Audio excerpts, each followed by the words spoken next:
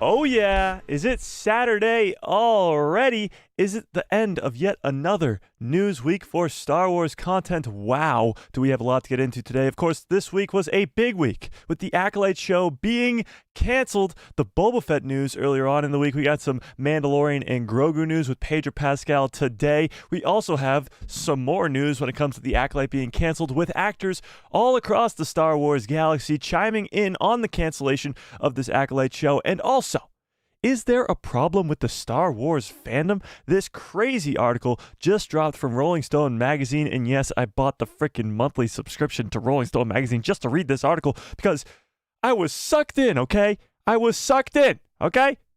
Okay. How's everybody doing on this fine Saturday afternoon? What's up, everybody? What's up, chat? How's everybody doing on this fine Saturday afternoon? We got a lot to get into today, from Mando to Ahsoka to Boba Fett to everything in between. Skeleton Crew, Star Wars Outlaws comes out in 6 days. 3 days if you got the early release, but we're going to talk about all of it today. But first, before we get to any of it, let's say hi to all you guys in the chat. Let me open up the chat first so I can do that. But how's everybody doing on this fine Saturday afternoon? Jack Robbins, what is up? Brandon Baker, how we doing? Fearless in the house. Galaxy Love, what is up? Lee, how we doing? Tiffany in the house. Agnes, what's up? Unknown user, how we doing? Chris, what is up? Avalon, how we doing? Thomas in the house. I already said hi to Chris. Mando United, what is up? Did I miss anybody? I feel like I missed a bunch of people, so just yell at me in the chat. You know the deal. Soul, what is up? You know the deal. Just yell at me in the chat. Just yell at me. Just yell. Mike, say hi to me, you stupid idiot. But for now, we'll just give everybody an idea. Hello there. Oh, what a good day it is. I feel like it's going to be a good stream today. I don't know why. I'm just in the mood to stream, you know? Not that I'm never not in the mood to stream, but I'm in the mood today. And I got some great news coming for you guys, because is there still hope for the Acolyte Season 2? Maybe. But we got a lot to talk about today, so without further ado, let's dive into all of it. First things first, very first thing, I want to talk about what these actors are saying, because Li Zhang-Cha, Li Zhang-Cha, who has the nickname JJ, which is a lot easier to say, I must say, he spoke out about there not being a second season of The Acolyte. We'll talk about that. Manny Jacinto posted about about his love for the first season. He didn't really say anything about the cancellation. And John Boyega, who played Finn in the sequel trilogy, has chimed in, kind of, on the conversation as well, commenting on a post from Amanda Steinberg. So we're going to talk about all of it. We're going to talk about all of it. For some reason, I have a feeling I'm going to have to say this today. I don't know why, but I got a feeling I'm going to have to. So let's keep it civil in the chat today. Just a friendly reminder that we're all here to love Star Wars. That's why the channel's named A Guy Who Loved. That's why the community's name is The People Who Love Star Wars. Even if you didn't like the Acolyte show, even if you didn't like anything in Star Wars, just be nice to people. Okay. But let's start with what these actors and actresses are saying about this show. So first I want to come to this article right here about what Li Zhang-Cha and Manny Jacinto, how they reacted to the cancellation of this Acolyte Season 2. Okay? Let's do it. Let's do it. Shall we? Oh, wait. Hang on. Hang on. Let's do this. Let's do that. All right, perfect. Okay. So that's our boy, Master Soul, right there, played by Li Zhang-Cha, the guy who learned English for the great role. Okay. The Acolyte star, Li Zhang-Cha, and Manny Jacinto react on the series being canceled. Let's read this. Earlier this week, Deadline revealed that The Acolyte, Leslie Headland's mystery thriller set in the waning days of the High Republic, would not be getting a second season. The news has sparked strong reactions across the fandom, and now some of the show stars are speaking out on with their own thoughts on this news. So yeah, strong reactions is the understatement of the year. Both sides of the fandom, whether you liked this Acolyte show or not, have gone completely off the rails, one way or another. We've really come to the mountaintop here with this split in the Star Wars fandom, and it's pretty sad. But we'll get into that a little bit more later on in the stream. Let's talk about what Lee Jung-Jae had to say about The Acolyte being canceled. So, actor Lee Jung-Jae said, who's captivated the audience with his performance as Jedi Master Soul, and he, of course, died, so he wouldn't even be in a second season. But he said this, speaking with Entertainment Weekly. He did not expect to return in season 2 as his character, well, died. Somehow Master Soul returned. But he was still looking forward to where Leslie Headland would take the story next, as we all were, and getting to enjoy the experience as a viewer. He said this, I really loved Leslie's writing. I thought that she was a great writer and director who was very talented in storytelling, as well as creating characters and creating meaningful structures within the story. So I was actually personally really looking forward to watching a season 2 with her at the helm. And many of you in the chat would probably agree with that because there was a lot of unanswered questions that would set up a second season with Vanestra and Qimir's backstory, more Darth Plagueis, and how Qimir and Osha would kind of play out with, of course, May getting her mind wiped and all that fun stuff. So there was more story to be told, there's no denying that. And he wanted to see it. The Korean actor, known for his work in Squid Games, which Squid Game Season 2, I believe, comes out fairly soon. Could be wrong, but, I know there was a trailer for it at some point.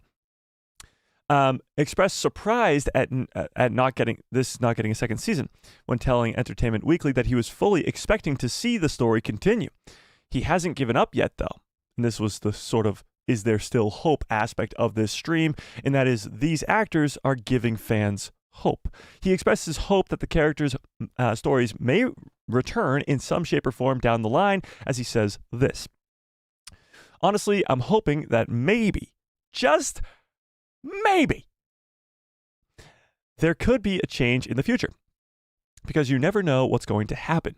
So on a personal level, I really hope that we get to see further stories in Leslie's second season. And I think many of you would probably agree with him on that because you want to see the story finished. Now, some of you probably are like, no, that show sucked, blah, blah, blah, blah, blah. I don't want to see any more of that. And that's perfectly fine. You just didn't like the show. But for those of you who are Acolyte fans and hoping for a second season, holding out hope that there could be a second season, this is that hope.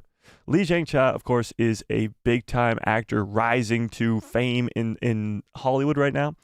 He, of course, was a Korean actor who only spoke Korean and was in Squid Games.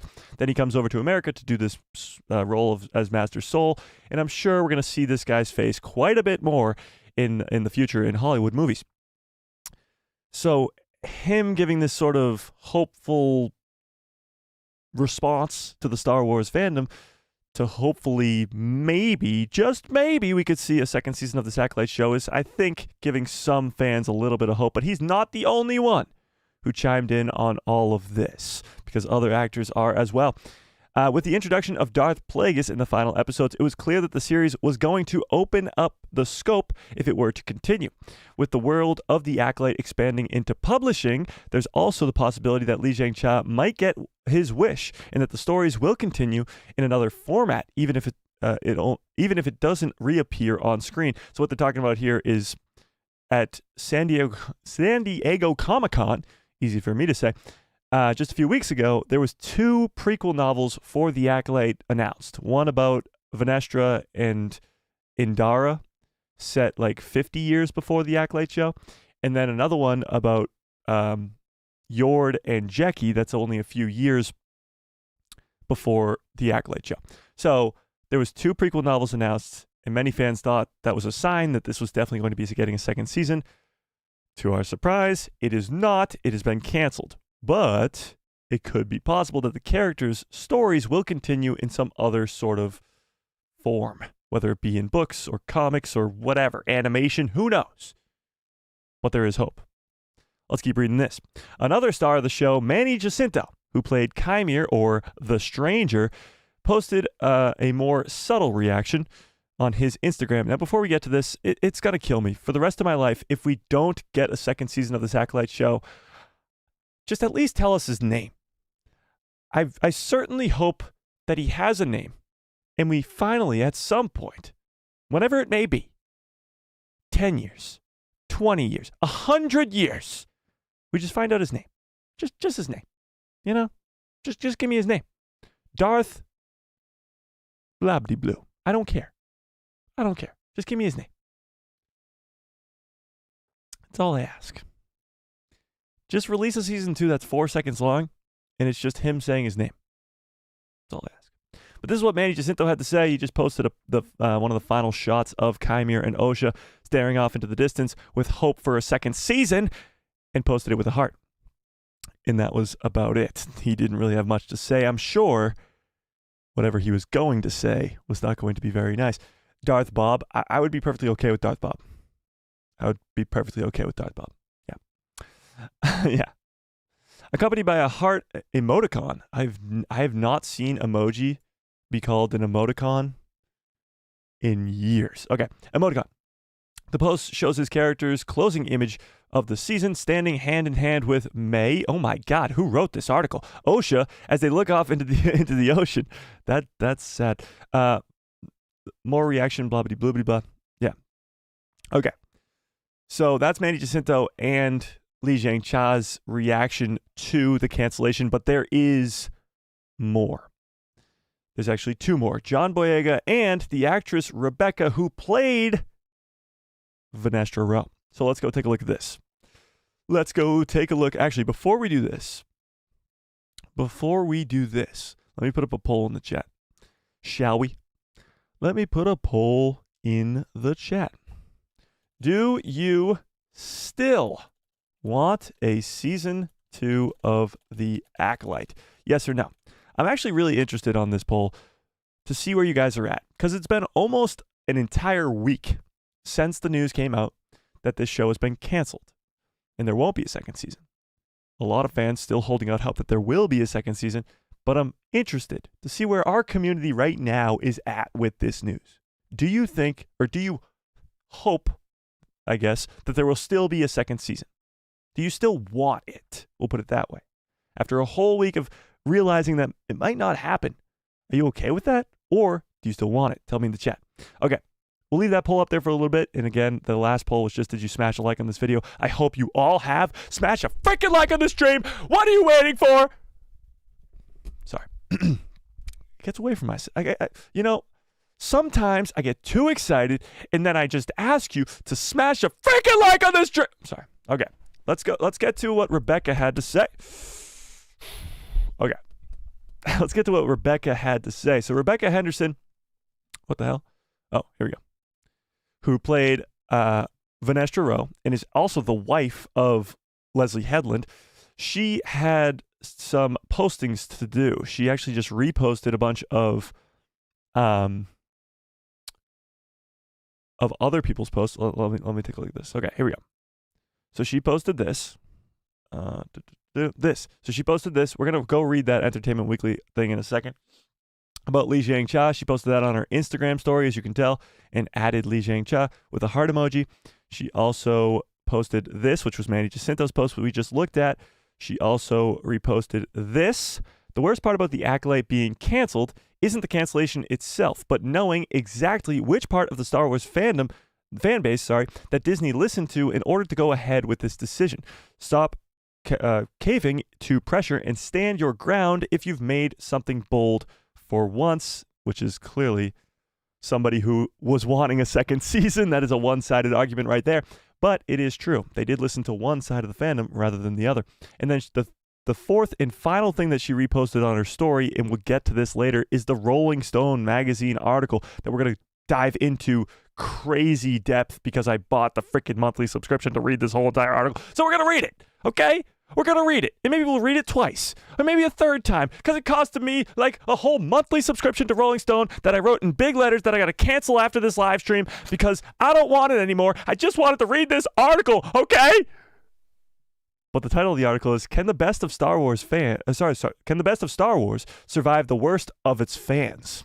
If that's not intriguing enough to buy the monthly subscription for it, I don't know what is. We'll read that whole article in a little bit, but those are the 4 things that the actress who plays Vanestra Rowe, Rebecca Henderson, reposted on her story. Of course, her character would be a very big role in the upcoming second season if there was going to be one. And again, you look over here, hashtag save the Acolyte is still trending online. It actually kind of switches off. Hashtag save the Acolyte, hashtag renew the Acolyte. It's just always trending. So yeah, that's what's going on there. And then there was John Boyega. Let's get to John Boyega really quickly, shall we? Okay, so John Boyega. Yeah, I want to do this. John Boyega didn't really chime in too much as just gave his reaction via a GIF or a GIF. All right, chat, let's end the debate. Let's end the debate, shall we? Is it GIF or is it GIF? I gotta know. Do you say GIF or do you say GIF? And what's really funny about this is you guys can't talk in the chat. You can only type. So you're all going to be typing GIF with a G or GIF, or sorry, GIF with a J or GIF with a G. One is spelt correctly, and you'll be like, that might be the right way. And the other one's spelt incorrectly because it literally spelt with a G. But tell me in the chat, is it GIF with a G or GIF with a, or GIF with a J or GIF with a G? Whew, easy for me to say. Okay. Let me get to this. Here we go. Here we go. There it is. Okay. Let's take a gander at this, shall we? Oh, what? That's not at all what I wanted to click on. What the hell's going on here? Give me this. Oh, there we go. Cool. Okay. John Boyega comments a GIF? GIF? Which one is it, chat? GIF? That's what I thought. It's a GIF. I say GIF. If you say GIF, you're the problem.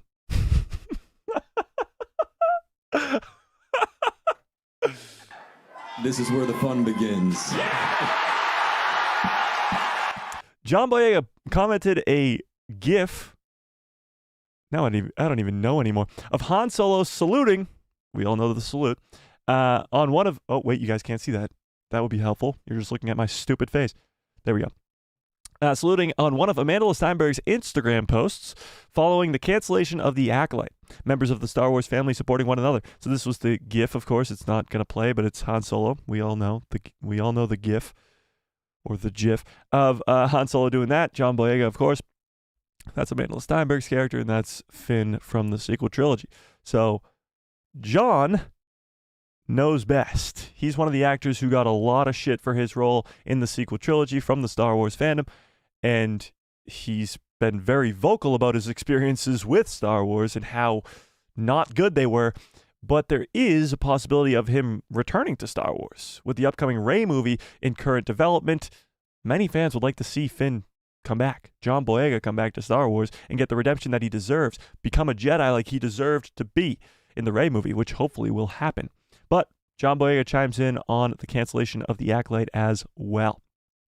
Now, I got this whole article about Lee Jung-Jae and what he said because I think there was more to what he said.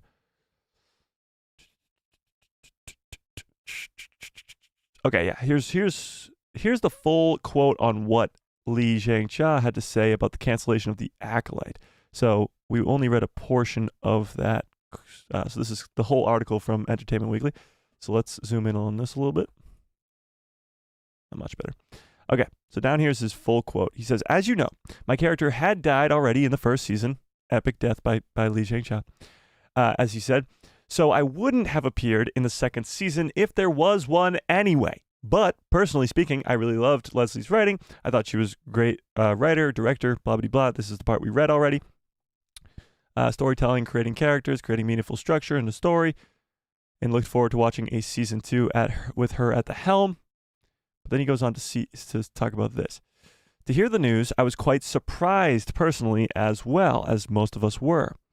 However, like many fans, Lee was not ready to fully let go of the hope for more Acolyte, as he said this. Honestly, I am hoping that maybe there will be changes in the future, because you never know what's going to happen. So on a personal level, I really hope that we will get to see further stories from Leslie's second season. So like Lee Jung-Jae, many of us in the Star Wars fandom are still holding out some sort of hope that there could still be an announcement at Star Wars Celebration next year, or some point in the next couple weeks, or whenever, that this Acolyte Season 2 is still happening. It's an April Fool's from Deadline article with source tells. And hopefully many people want to see more of Darth Plagueis, more Yoda, and of course, more of Manny Jacinto's unknown, unnamed character, Qimir. Yeah. And of course, Basil. Yeah, how can you not get more Basil? How can you not? But that's the whole sort of quote from Lee himself there. So those are all... Wait, I think there was maybe one more, but it wasn't an actor from Star Wars or something. Oh yeah, the Hannibal creator. So the creator of the Hannibal movie, Brian Fuller. He also voiced his support for the Acolyte show, posting this online. Amen. Manny Jacinto is my favorite Sith Lord. Hashtag renew the Acolyte. Favorite Sith Lord is a crazy statement. He's one of my favorite, I would say, but I got Vader over him. I got Palpatine over him. I got Bane over him. Darth Bane, that is, not Cad Bane. Maul, of course. Maul. Darth, that's a close one then. You could get into more Legends ones, but I guess Bane's Legends too. No, Bane's canon. He's in the Clone Wars. Yeah, I guess. But there you go. That's some high praise right there. So a lot of people, to put it quite frankly, a lot of people clearly want more of this Acolyte show, and a lot of actors, producers, whatever you want to call them, Star Wars people, even non-Star Wars people, are backing up this show and saying that they want more. So my question to you still, chat, is do you want more? And do you think there will be more? As 82% of you still say in this poll right now with almost 70 votes that you want a second season of the Acolyte show. Interesting. I'm going to leave that poll up there for a while, actually, just to see if it changes at all. But tell me in the chat, what do we think? Lee Jung-Jae clearly wants more, even though he's not going to be in the second season. He still thinks there could be more. Manny Jacinto just posting some love online. Vanessa Rose actress, Rebecca Henderson, still wanting more. Even John Boyega chiming in a little bit. A lot of people wanted to see more of Plagueis, wanted to see more of Qimir, wanted to see more of Osha and May and Vanessa and Yoda and that time period. But this brings us to a very big issue, and that is the Rolling Stones article that we're going to be talking about today. And the title of that article, we'll just put it out there right now, is Can the Best of Star Wars Survive the Worst of Its Fans? Now, this brings us to the huge divide in the Star Wars fandom. Now, we're going to go into this article with a completely open mind. I've read portions of the article. I haven't read the entire thing yet, so we're going to be going in sort of fresh with an open mind. Because one way or another, this article is going to lean one way, to one side of the fandom, whether it's the people who love everything that comes out from Star Wars or people who hate everything that comes out from Star Wars. It's probably going to lean one way or another. So we're going to come in and try to be down the middle with an open mind, okay? Before we read this article. And we're not going to crap on it. We're not going to point fingers, call names, okay? Okay, chat? We're going to be nice today. We feeling nice today, chat? Feeling nice today. We're going to talk about the actual issue that is the divide in the Star Wars fandom, because if you're trying to pretend that it doesn't exist, it's beyond insane. It exists. It's clearly there. Every Star Wars project that's come out for the last 10 years has been met with the utmost divisive Star Wars fandom we've ever seen. From the sequel trilogy to The Mandalorian to Andor to Ahsoka to The Acolyte. The Acolyte just sort of magnifies everything to the 10th degree because we've been on this track for such a long time. From bricks and screws to Cameo Fest in The Mandalorian Season 2 to now The Acolyte being whatever it is. So, hang on. Sonny with a very generous $5 holla. God damn, Sonny, I appreciate it quite a bit. Says, tired of the super fans crying about sticking to the canon of the galaxy sticking to the canons of the galaxy is the galaxy is a big place with a lot of tales to be told. Stop messing with new stories. I appreciate the 5, Sonny, but I'm going to have to disagree a little bit here. the canon of Star Wars is not being changed. So sticking to the canon of Star Wars is still sticking to the canon of Star Wars because this is still the canon of Star Wars. But yes, I agree with you that the galaxy is a very big place. There's a lot of stories to be told. The problem that the Acolyte has, it's the first Star Wars story to be told outside the Skywalker saga. And it got shit on. It had a 13% on Rotten Tomatoes before it was even released. So if you're Lucasfilm, if you're Disney, if you're whomever, Bob Iger, the CEO of Disney, looking at that, you're going to go, nobody wants anything that isn't Luke Skywalker, Anakin Skywalker, Obi-Wan Kenobi, Darth Vader. Like, they don't want anything that isn't already an iconic character that already exists in the Star Wars galaxy. That's the message that was sort of released to Disney, if you're looking at it from an executive perspective. You left the Skywalker saga for the first time and you got absolutely annihilated. That's not a good thing. But we're going to talk about this in this article as well. But Sonny, I appreciate it. I really, really do. So let's talk about this. Wait, what? Where the hell's the... there it is. Okay. Let me zoom in on this article a little bit. Again, like I said, if you're sitting here saying there's no problem with the Star Wars fandom, you're absolutely delusional. This show came in with a 13% on Rotten Tomatoes before it was even released. Before we'd even seen a single frame of the first episode, it had a 13% on Rotten Tomatoes. So this is a big issue. But the question remains, can the best of Star Wars survive the worst of its fans? Let's read it. Before Star Wars can have another successful show, some vocal parts of the fandom have to reckon with what they really want out of this franchise. Let's read. When George Lucas debuted his science fiction epic about the galaxy far, far away in 1977, Star Wars went from a long-shot space opera into the highest-grossing science fiction franchise of all time. Almost 50 years and one sale to an entertainment conglomerate, Disney, later, Star Wars isn't just a one-off world, but has been prequels, reboots, standalone television series, and an in-depth theme park edition. But like most pop culture, the Star Wars fandom, especially online, has been inundated with loud, conservative, here we go, and in some cases, incredibly racist voices. So I told you, this article was going to lean one way or another. We have to come in with an open mind and see for what it is talking about. Well, Disney has never said these voices are directly impacting the shows that are getting made. Some vocal minorities in the Star Wars devotees have keep limiting what they'll accept as true Star Wars. True Star Wars. What does that mean? Let's take a second. What does true Star Wars mean to you?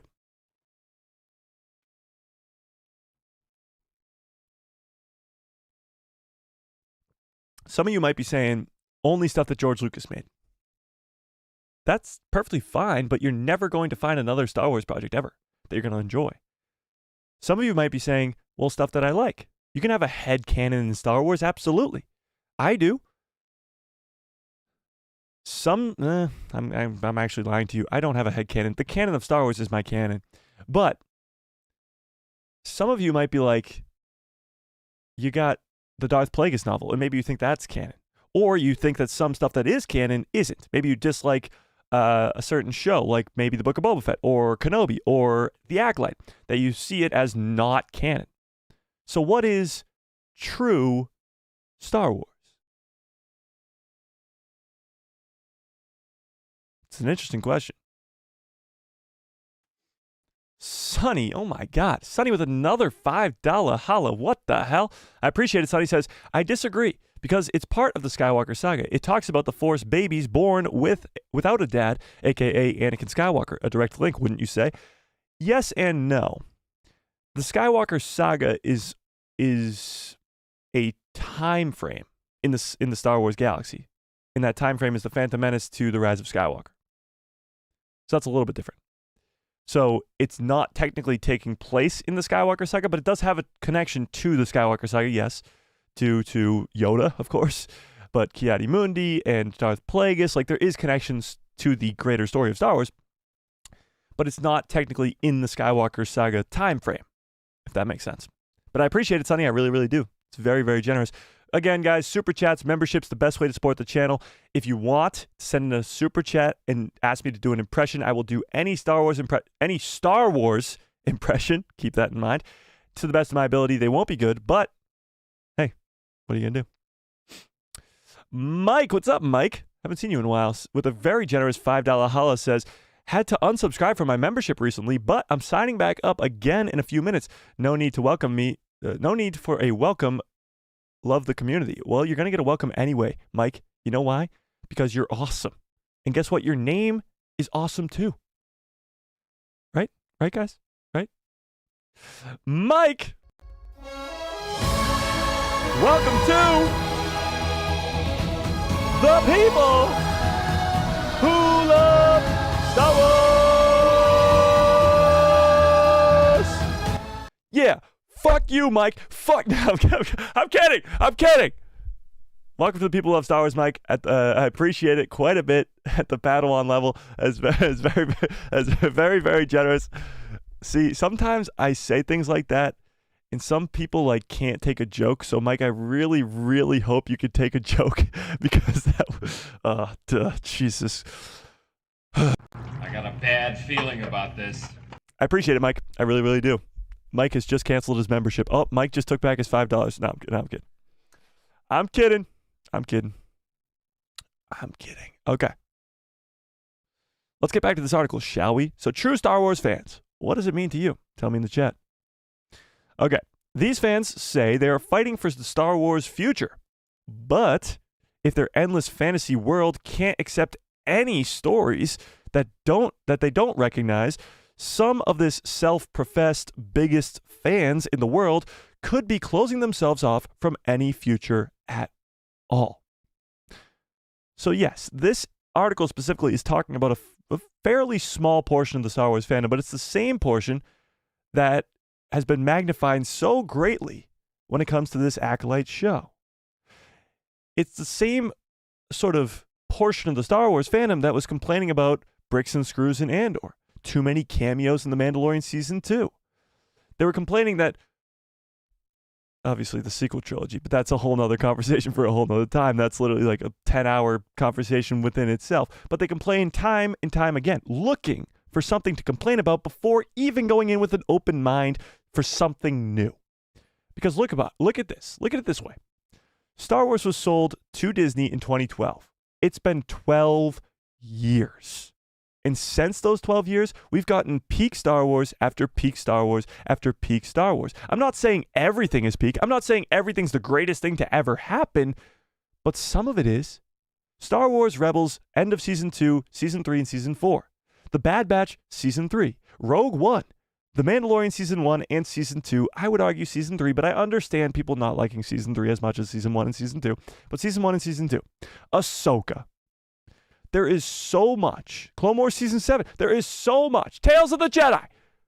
Star Wars content that is peak, unbelievably well storytelling Star Wars that we've gotten from Disney. But so many people have just neglected it because it has Disney's name under it. It has to change. It has to change drastically for Star Wars to not only survive, because it might, these people, I speak in very loose terms, these people could be ruining the entire franchise. The Acolyte being canceled is one thing. But Skeleton Crew's next. Is that going to be bombed? Is the viewership bomb going to happen again? Is it going to go into the premiere with a 13% on Rotten Tomatoes? Is that show going to be absolutely obliterated week in and week out by the Star Wars fandom yet again? And will that show get canceled? Is there no possibility of that being a second season? Because Andor Season 2 is next. And bricks and screws are back in Star Wars. Is the same thing going to happen then? It's the same conversation over and over and over again. And it needs to stop, or else this franchise that we love so much, we love so dearly, is going to go away. They're going to keep canceling shows. They're going to find out that the Star Wars fandom is so explosive and so divisive that it's impossible to make anything to please anyone. Even if they do make a Obi-Wan Kenobi show or a Darth Vader show or a young Palpatine show, something that they really want to see, they're going to go in with expectations of it sucking and crapping on it from the first instance they see it. That's a problem. Sunny won the lottery again today. I don't know why. I don't know how. But Sunny keeps winning the lottery because she just sent in another $5. Are you freaking kidding me, Sunny? I appreciate it. It says, Mike, think of this in these terms. Anything that George Lucas has done is legends or canon. Everything else is null or void. I don't know if that's the way you think, Sonny, because I don't think that is, because we've kind of gotten to know each other a little bit here. But no. There are some people who think that, and that's perfectly fine. If you want just the first 6 movies in the first 6 seasons of the Clone Wars to be your Star Wars canon and nothing else is canon, that's perfectly fine. That's amazing. You can go watch all those movies and shows on Disney Plus right now. Till the end of your time on this earth, you can go rewatch the original trilogy over and over and over and over again. That's perfectly fine. All I ask from those people is to not crap on the people who like the new stuff. Think about it this way. When the prequel trilogy was released, and I say we all again in very broad, overarching terms, we all loved it. There was so many people who hated it. They were like, this isn't the same Star Wars. This isn't what the original trilogy was. And they crapped on people for liking it. They crapped on the actors themselves, from Jake Lloyd to Ahmed Best to Hayden Christensen. It's the same conversation we were having over and over and over again, and it's not going to change. That's the issue. Yeah. All right, let's keep reading. Oh, shit, I don't even know where I left off. Oh, yeah. These self-professed biggest fans in the world could be closing themselves off from any future at all. What is crystal clear is that before Star Wars can have another successful show, the loudest voices online need to realize that the Star Wars that they want to return to never existed in the first place. Will the real Star Wars please stand up? Wait, what? Are we quoting Eminem right now? But saying that the Star Wars that they want to return to never existed in the first place. Now let's talk about what this means. Much of the online discourse around Star Wars has centered on the franchise's most recent live-action projects, because currently Star Wars only exists on Disney+. Until the Mandalorian and Grogu movie comes out in 2026, it only exists on Disney+. First premiering in 2019, these include The Mandalorian, of course, 3 seasons of The Mandalorian, The Book of Boba Fett, Ahsoka, Obi-Wan Kenobi, and now The Acolyte. The market has been oversaturated with stories, especially many that occur within the same time frame, which is the Mando-verse, with fans frankly getting tired of it in some cases, outright bored. Some fans literally saying, oh, this again? Each of these projects has had its own reception, clearly, and its own problems. However, the low audience scores angered YouTube rants. Oh, wait, shit, is that me? Is this considering me? I feel like mine are more happy rants. I don't know. And long Reddit threads. Long should be capitalized. Long Reddit threads can really boil down to one simple question. Who determines what's real Star Wars? Now, to answer this question, it's honestly just a personal bias. It's whatever you want to be real Star Wars. If you want some legend stories like the Heir to the Empire, or maybe Darth Plagueis novel, or the Bane trilogy, or any of the Old Republic stuff, whatever you want. If you want that to be your canon, it can be. That's the best part about this Star Wars universe that we know and love. Whatever you want to be your head canon is yours. This whole world is for us to consume and think in our own brains what we like and what we don't like, and take that into our own head canon. Ahsoka is my favorite single season of any Star Wars show ever. It is. Ahsoka's my second favorite character of all time. Anakin's my first. Just so happens that they fight in the World Between Worlds in one of the greatest showdowns of all time. But I'm also a huge Rebels fan. So seeing Ezra, seeing Thrawn, seeing Hera, seeing Sabine, all those characters in live action was fan-frickin-tastic. And I love it! We're celebrating a year of Ahsoka because it released just a few days ago, a year ago. So that's kind of why I'm talking about Ahsoka. But who determines real Star Wars? Is it Disney? Is it us? Is it George Lucas? It's you. You determine whatever you want in your life. We'll put it that way. Whatever you want to do, it's yours. Whatever Star Wars you want to be canon, that's completely up to you. The issue becomes with the Star Wars fandom when fans start attacking each other. This is a Star Wars fandom where we're supposed to be sitting here loving the franchise that was gifted to us by George Lucas, that continues because of people like a Dave Filoni, who's the apprentice to George Lucas. We are gifted this great universe that's supposed to be an escape from our real worlds. And now it's become a war. You have any opinion on Star Wars, whether it's, I think Revenge of the Sith is the greatest Star Wars movie of all time. I do. That's it.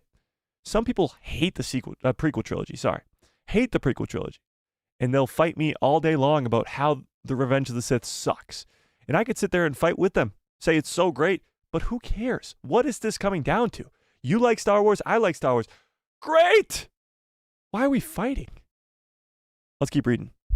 So who determines real Star Wars? Let's find out. First, as a film, and then a trilogy. Star Wars is established early on that established early on to viewers that even when they were focused on the set of powerful twins and the Dark Empire, shit was going down on literally every other planet. This freedom has allowed for endless story arcs across decades. But while opportunities could be endless, the patience of fans hasn't. Yes, sorry, I read that correctly. So when the original Star Wars trilogy came out, it was only the story of Luke, Leia, and Han as they took down the Empire, the Emperor, and Vader. But there's so much more stuff going on at that time period with the underworld of Star Wars, all the other planets in Star Wars, but clearly in other time periods in the Star Wars galaxy. You got the prequel trilogy, you got the sequel trilogy, but that's only 60 years. There's 25,000 years before it of Jedi and Sith. Even before that, there's the Rakatan Empire and all that other stuff. Then after the sequel trilogy, you have an untapped potential of an infinite amount of years of storytelling. With an infinite amount of planets, old, new galaxies with Peridia and Ahsoka. Like, you have an endless amount of storytelling to be had. Endless. But the patience of fans is not.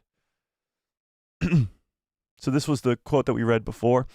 That Rebecca Henderson reposted on her story. The worst part about the Acolyte being canceled isn't the cancellation itself, but it's knowing exactly which part of the Star Wars fandom Disney listened to in order to go ahead with this decision. Stop caving to pressure and stand your ground if you made something bold for once.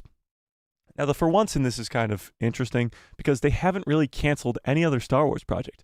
Yes, Kenobi was kind of put to the side, but it wasn't supposed to get a second season anyway. The Book of Boba Fett wasn't really put to the side either, but it wasn't supposed to get a second season anyway. So nothing else in Star Wars has really been canceled except for movies, but those were even before they got into development, like the Kevin Feige movie or Rogue Squadron, which even still is kind of in development. But this statement still tends to be true. There is a split in the fandom. Some fans wanting a second season of the Acolyte show, some fans not. That's perfectly fine. That's what we have with this Star Wars fandom. We have people who like different things. But it's become a war, and people crapping on people for liking it, people crapping on people for not liking it, and it needs to stop. But the issue is, Disney saw this and said, we're siding with one of them. They're not playing the middleman. They're not going to create the season 2 that they set up in season 1. They chose one side, meaning one side wins and one side loses. And in this Star Wars galaxy, that's not really how it's supposed to work. The story was unfinished. Finish the story. We saw it with the Clone Wars. Clone Wars Season 6 had to be cut off very quickly because George Lucas sold Star Wars. But it was eventually finished later down the line in the Clone Wars Season 7 because it was an unfinished story. So that's sort of the issue here. They listened to one side of the fandom. And doing that divided your fandom even more because one side won and one side lost. They felt bummed out and they felt like they celebrated a victory. That's an issue. Let's keep reading. Take, for example, the most recent series, The Acolyte, created by Leslie Headland, who created The Bachelorette in Russian Doll. Did she create the show The Bachelorette? I didn't know that. The series follows May and Osha Anisea, a pair of mysterious twins, both played by Amanda Steinberg, who baffle a group of Jedi. Okay. When May fails, English guys, come on. When May fails to follow through on her education with her Sith master qimir, again, that's not really his name, but played by Manny Jacinto, Osha takes her place. This might be the most simplified sentence of what the show's about. When May fails with qimir, Osha takes her place. The Acolyte. Roll credits. The series is one of the first of its kind, a Star Wars edition that explores both the backstory of the Sith and the potential for the corruption of the Jedi. The moral pillars aren't in the right. So obviously we talked about this a lot when The Acolyte was coming out, but the Jedi by the prequel trilogy are corrupt.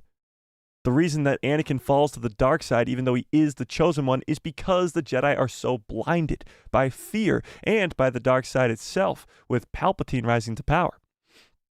But that's kind of what The Acolyte was planting inside. It was Vanestra Rhodes covering up Soul and covering up her former apprentice falling to the dark side. All this is just the corruption of the Jedi Order. Her not wanting to tell the High Council about this whole murder investigation because the High Council's already corrupted by politics. Where was I? Oh, but well before the show premiered, vocal online fans mocked Steinberg's casting, calling the series evidence that Disney was... Sure. I don't even want to talk about this whole woke part of this situation because it's just ridiculous. It's not even something that needs to be focused on because it's so insane. You watch the show of The Acolyte, there's none of it in there. So we're not even going to try. But they also criticized news that the show would include queer characters. Again, this has nothing to do with anything. They're talking about the Coven of Witches. These witches have been around in Star Wars for decades. Decades. Witches are nothing new in Star Wars. Absolutely nothing new in Star Wars. Nobody complained about it when it was in the Clone Wars. Nobody complained about it when it was in Jedi Survivor, Jedi Fallen Order. Nobody. But they had a problem when it came to this show. This week, Deadline reported that Disney canceled the series after just one season. Fans upset with what they called a social justice warrior direction for Star Wars celebrated. So they celebrated the win. After the show disrespectful to the original film, calling the show, disrespectful to the original films, and simply not the Star Wars they loved. Ex-owner, formerly known as Twitter, Elon Musk, even celebrated the news with the show's cancellation, appearing to tweet a redacted version of "Go Woke, Go Broke." Oh yeah, I did see this. So he, after one season, and Elon chimed in with that. Disney has not released a statement on why The Acolyte was canceled, and representatives for Disney and Lucasfilm did not respond to Rolling Stone's request for a comment, so they reached out, but they didn't respond. Reception for this series was mixed. That's the understatement of the year. Oh, wait, this is a super chat. Hang on. 1 second. Oh, my God. She loves fantasy. Great name. With a very generous $10 holla. God damn. Says, problem isn't the story. The issue is who they envision playing these roles and characters in the story. Personal biases won't allow anyone else to be a part of these stories. I would say that that's a part of the issue, yes, for some fans. Again, we can't categorize the entire fandom into one sentence. That's impossible. It's a fandom of so many millions, probably billions of people. So you can't categorize every Star Wars fan into one sentence like that. But I will say that is a part of the problem. It's the same situation that's going on with Star Wars Outlaws. Right now, Star Wars Outlaws comes out in 6 days. A lot of fans' complaints with this show, or I shouldn't say a lot, some fans' complaints with this upcoming video game is that the main character, is Kay Vess, a female character. And some fans just don't want to play as a female. Me, being a male, I don't really care, but I can understand where some fans would care, if that makes sense. You want to play as somebody who kind of looks like yourself, So having a customizable character, if you're a female fan, you probably want to play as a female. So this Star Wars Outlaws game is going to be hyped up. It's going to be awesome. I would be so excited if I was a female fan. It's actually a character that I get to play as that kind of looks like me. Same thing happened with Cal Kestis in Jedi Fallen Order. You can't really customize that character. So if I was a female fan, I'd be like, oh, this kind of stinks. But I even still, you got characters like Marin and Seer. Is it Seer? Yeah, in that game that are great characters. So it's, yes, that is true. She loves fantasy, and I appreciate the $10 holler, but it's not true for everyone, if that makes sense. Yeah. And oh my God, Sonny with another $10 holler. Sonny, stop. I appreciate it very, very much. I really do. And she says, Mike, my point is that fans, again, crap all over the show. If you don't like the show, then you don't have to watch it. You don't have to F it up for all of us who enjoy the show and want to see more. Again, we don't like to personally attack people on this show. Come on, guys. It goes both ways. If you like the show, if you don't like the show, we can't be attacking people. End of sentence. But, yes, if you don't like the show, that's perfectly fine. And you can voice your opinion on why you don't like the show. That's perfectly fine. If you come in here and go, Mike, I didn't like the writing for this show. I didn't like the directing. I'm not a fan of Leslie Headland. I'm going to say, okay, that's perfectly fine. I did. I love the storytelling in this Acolyte Season 1. I loved the characters. The acting was phenomenal to me. But the issue becomes when we start attacking people. If I were to go, you're an idiot because you didn't like the Acolyte. Or, and if I was actually being serious about that, because I'm sure I've joked about it before. Or if you come in here and go, Mike, you don't know shit because you think you like the Acolyte. You don't know anything about Star Wars because you liked this project. It's insanity. It's absolutely insanity. And it goes both ways. I can't shit on you for not liking something. And you can't shit on me for liking something. I mean, you can, but then we're just arguing about stuff that is never going to change. We got over 100 people in the chat right now. I would assume that all 100 of you came in here with an opinion on the Acolyte, whether you liked it or whether you didn't. I can almost guarantee you 99.999% that you will leave this stream, whenever it is, in 20 seconds, in 20 minutes, in an hour, whenever you leave this stream, you're going to leave with that same opinion on the Acolyte show, whether you liked it or whether you didn't. It's not going to change, and I'm not here to change it. I'm never here to change your opinion on any Star Wars project ever. You should make your own opinion on a Star Wars project, and whether you like it or not, that's perfectly fine. That's not what we're here to do. We're here to celebrate Star Wars. We're the people who love Star Wars. You can dislike certain aspects of the Star Wars galaxy. I'm not a fan of The Last Jedi or The Rise of Skywalker. I've said that many times. But I'm not going to sit here and go stream about how much I hate this. I hate The Last Jedi. I hate The Rise of Skywalker. What's the point in that? The whole gist of Star Wars was to create a galaxy that we could escape to. Escape your real life struggles, your stresses, your anxieties of the world. To go escape to another galaxy, far, far away. And just have a fun time. Enjoy the stories being told. What's the point in just arguing? Just crapping on everything? I would way rather come on here and celebrate Star Wars. Just personally, me, I like to be a more happy guy. I like to live a happier life. I feel like it's just sad if you're just talking about the bad all the time. Negative. You're going to be a negative person in real life if you're just talking negative all the time. Hey, maybe I'm wrong, but that's just how it is to me.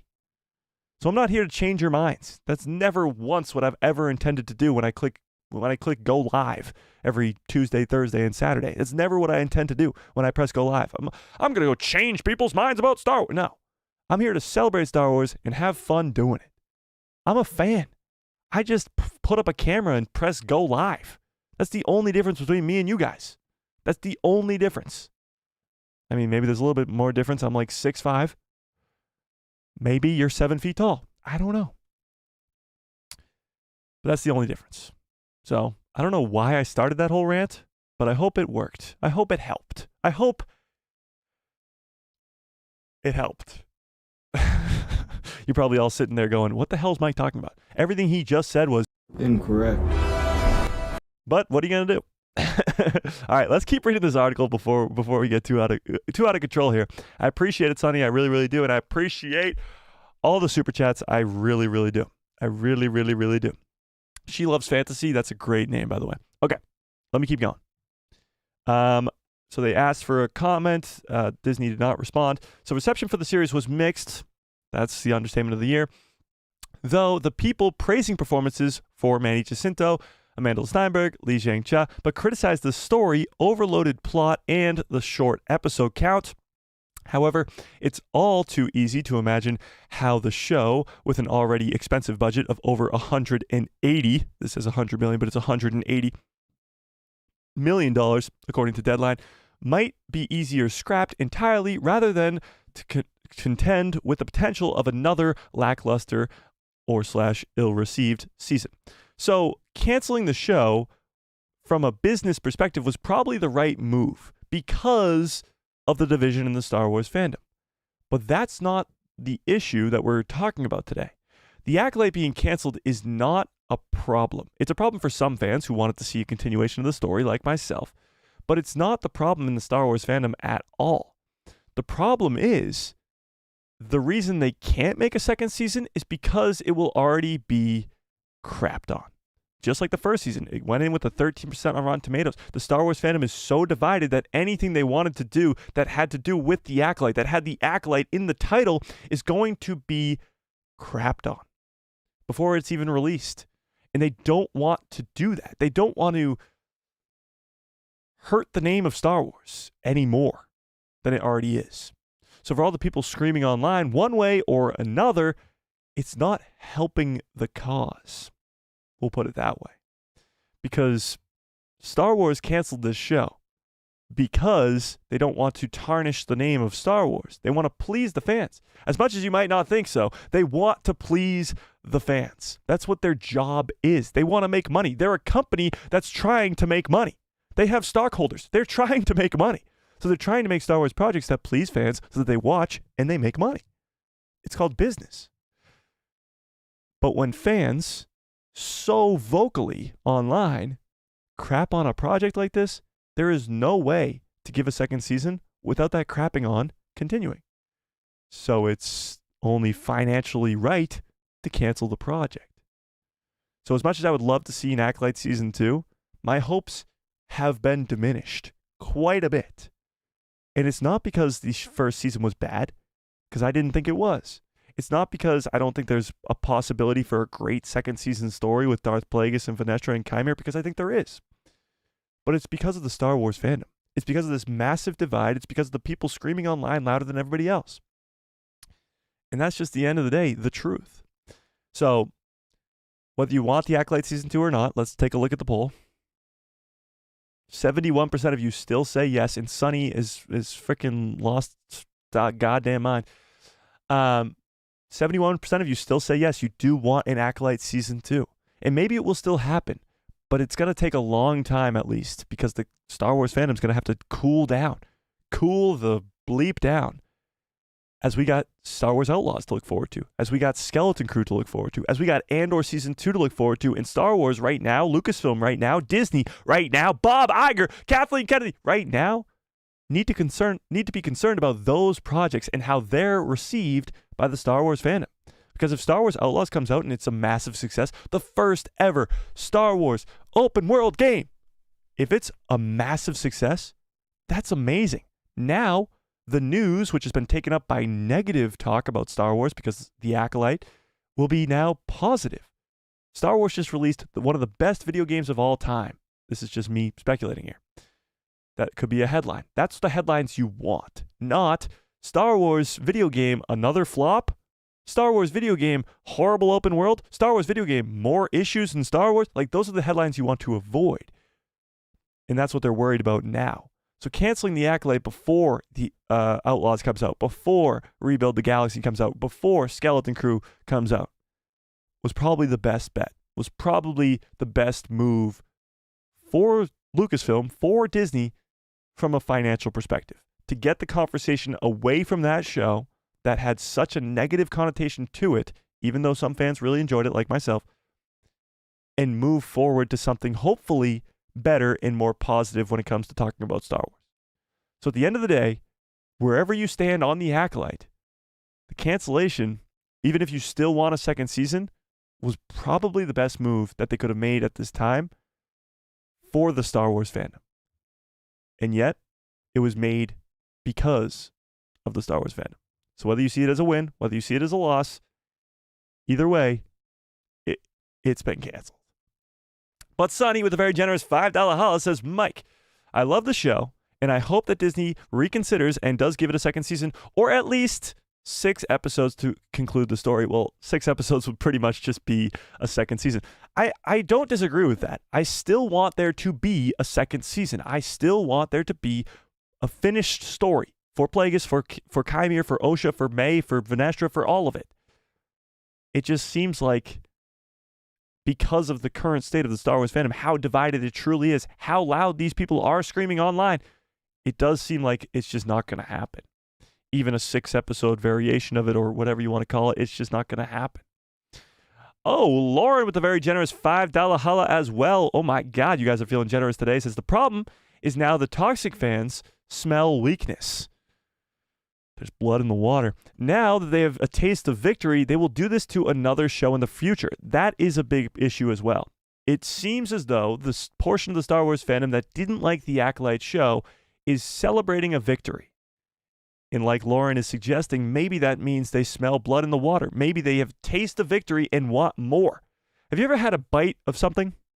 Have you ever been offered, like, oh, you want a fry? Like, you have like somebody's eating fries next to you and you're like, oh, you want a fry? Or you want a bite of this cake? And then or you want a piece of popcorn? You can't eat a piece of popcorn, okay? You're addicted. You eat one piece and you're like, damn, I want more. You eat a piece of that cake and you're like, I want some more cake. So maybe that's the case. Maybe they've thought they've won and they can do it again. It's a proven victory. It's proven success. And it might be bad news. Again, I've said this 1,000 times this week. On Tuesday's stream, on Thursday's stream, on today's stream now as well. If so much is riding on Skeleton Crew. So much is riding on Skeleton Crew. Because if Skeleton Crew comes in at a 13% on Rotten Tomatoes, we're fucked. We are fucked as Star Wars fans. Because now, if you're Disney, you're going to go, they don't want anything. They don't want anything. And all the freaking train is off the tracks. Sharks have grown legs, walked on land, now going to start eating people on land. Like, that is the end. This is the apocalypse, ladies and gentlemen. If Skeleton Crew gets the same reception as the Acolyte did. Because now it's going to be like the Mandoverse is corrupted as well. We're screwed. Everything is just insane. Then that's when you get insane stuff to happen. That's when you get reboot the original trilogy, reboot the prequels, reboot everything. Like, that's when you get crazy ideas to happen when stuff like this goes down. So maybe Lauren's right. Maybe this is a bad thing because it seems like this portion of the fandom that got the Acolyte canceled is going to feel like they won. And they're going to feel like, we can do this again. We can really do this again. Could we get the sequel trilogy canceled? Could we get Andor canceled? Could we get Skeleton Crew canceled? Could we get the Rey movie canceled? You might not be wrong. You might not be wrong. Brandon, did you kick somebody out? Somebody talking shit in the chat today? Brandon's such a nice guy that I know if he kicks somebody out, Brandon's our, of course, moderator around here. If Brandon kicks somebody out, that must mean they must have been saying something crazy. Okay.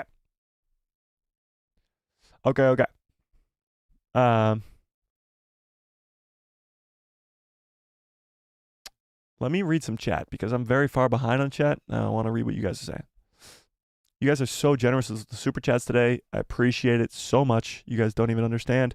Actually, can we celebrate a little bit? I know it's been a pretty tense first hour of this stream. I understand that. We're focusing on some pretty insane issues in the Star Wars fandom. The big divide. The divide in the Star Wars fandom. It almost sounds like a Star Wars movie. The divide in the Star Wars fandom. But let's just, take a step back, celebrate a little bit. Let's celebrate a little bit, shall we? We hit 75,000 subscribers on this channel this week, so we got to celebrate, okay? Even though there's bad news, some people wanted some people wanted the Acolyte to get a second season. It's bad news, whatever. Let's celebrate. Let's take a step back, celebrate everything, shall we? Hit it!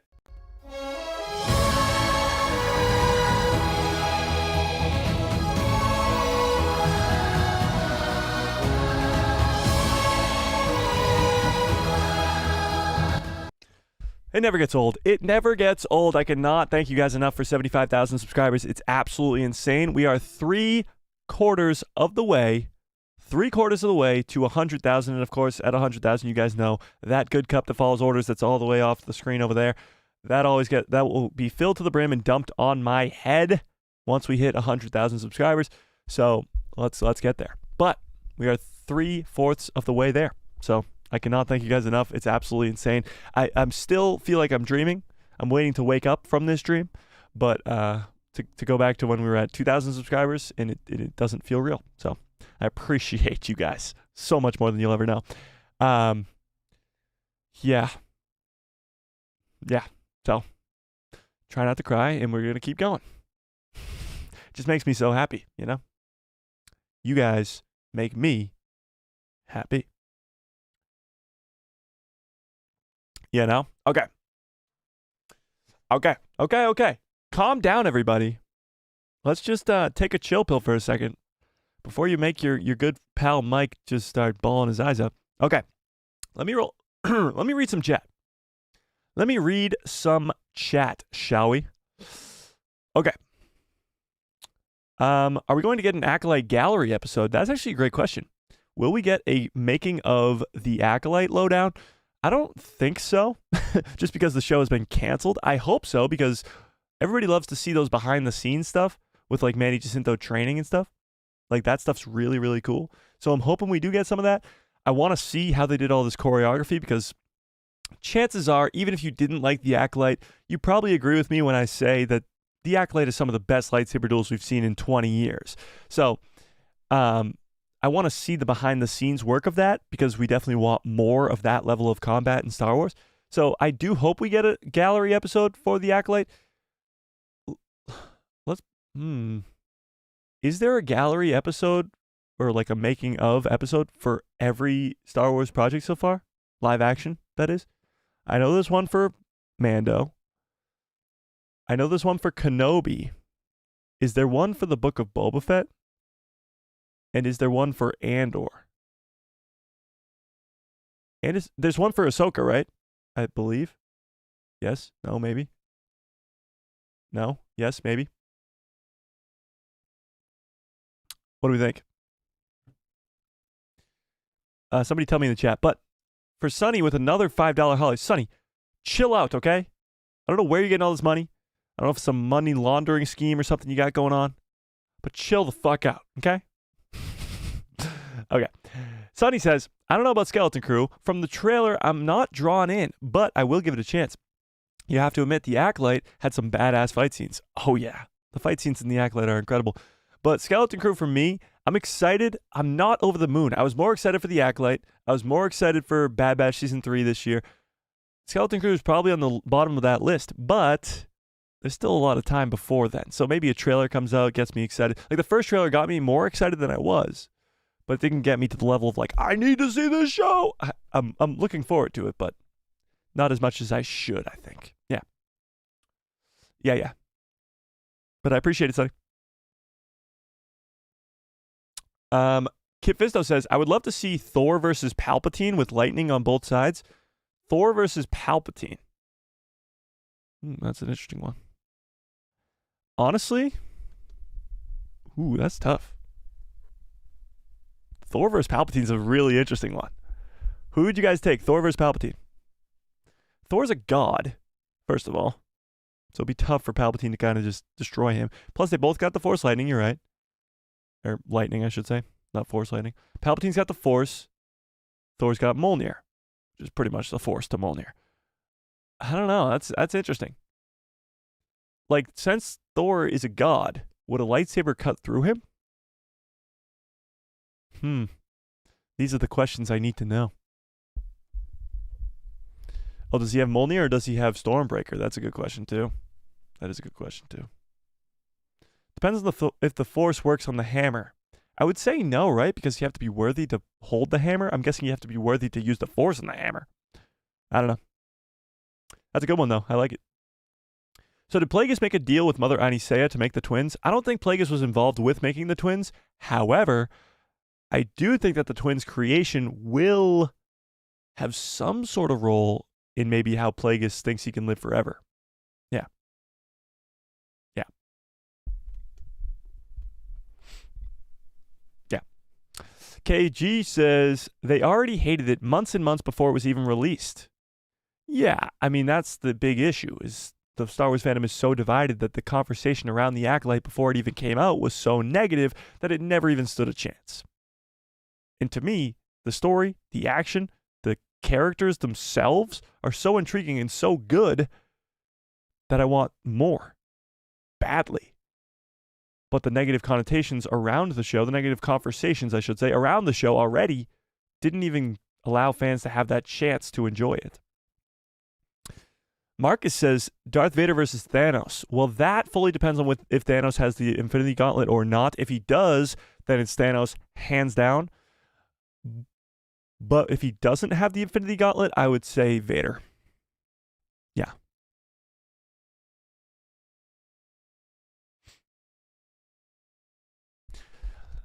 Yeah. Rob says, so who's listening to the fans by canceling the Acolyte? Was it Kathleen Kennedy, the woman who they all hate, or Iger? Who exactly rewarded them by canceling season 2? Who's listening? Well, it's everybody. Bob Iger, of course, is the CEO of Disney itself. Kathleen Kennedy, the CEO of Lucasfilm. I'm sure it was a collaborative decision. I'm sure it wasn't just one or the other. It was probably both. But yeah, I mean, it's not like one. I mean, maybe Bob Iger could have said it, but I don't know. I don't know.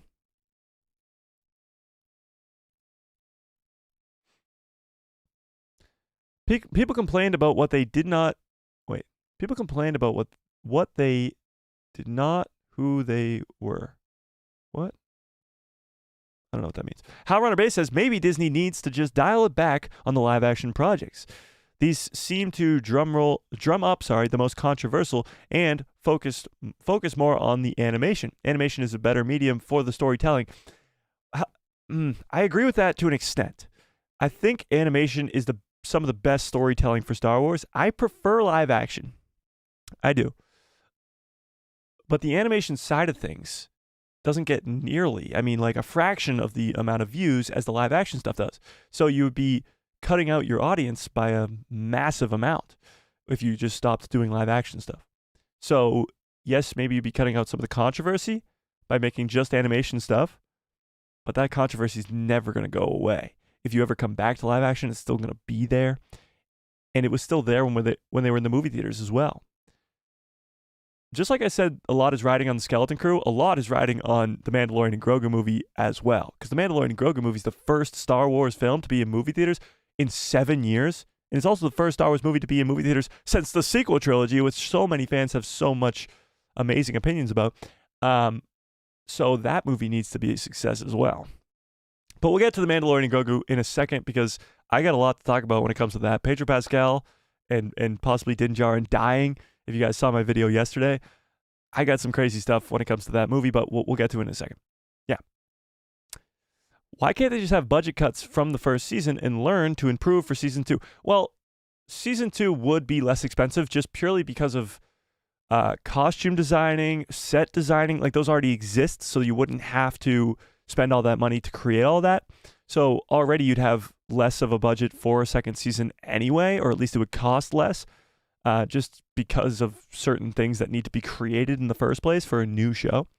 But I just feel like a lot of fans throw around that 180 number a lot, $180 million to make that first season, and that's a big concern. I mean, it was like $260 million to create Andor, which is even crazier.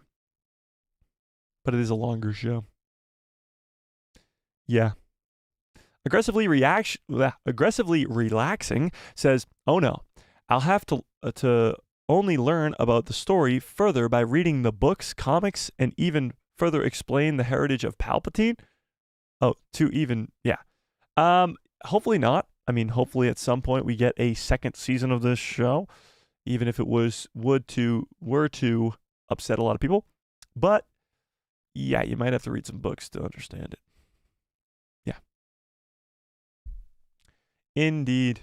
Hang on, I saw some more super chats come in. I didn't want to miss them. Oh yeah. IG Kevin with a very generous $2 holla says the sequels are Luke Skywalker's nightmare. LOL. I've seen that theory actually going around. It's not a horrible one, but it's never going to happen. The theory is that Luke Skywalker is just having a bad dream in the whole sequel trilogy, and it was just going to end with him waking up from that bad dream. That would never happen, but I have heard that. That's funny.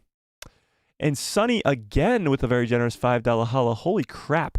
Says, Mike, congrats. You have the best Star Wars channel on YouTube. Well, Sonny, I really, really appreciate that. I'm sure many of you don't agree with that, but I really do appreciate it.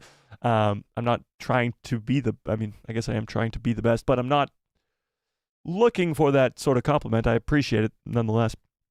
It is very, very nice, but I'm sure there's a lot of other good Star Wars content creators out there.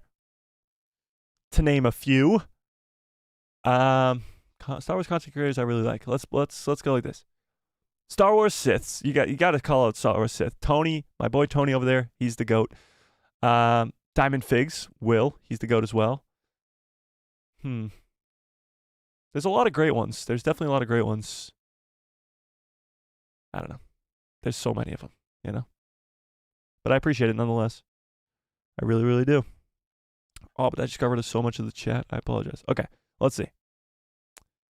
Imagine Skeleton Crew being better than the Acolyte, just in terms of writing and directing. Skeleton Crew could be a sleeper. I actually agree with that. It could be a sleeper because there's so little that we know about the Acolyte. About Skeleton Crew, that it could be a big surprise. A surprise to be sure, but a welcome one. It could be a huge surprise because, first of all, you got names like Jon Favreau, Dave Filoni, John Watts behind it. You got a massive actor in Jude Law to come in as one of the main characters.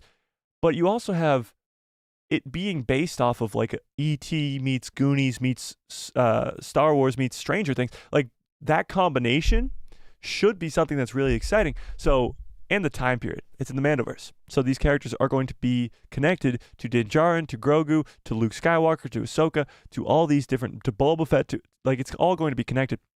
So it does have the possibility to be a sleeper, to be that really big surprise that fans didn't know we wanted, but we need. Yeah.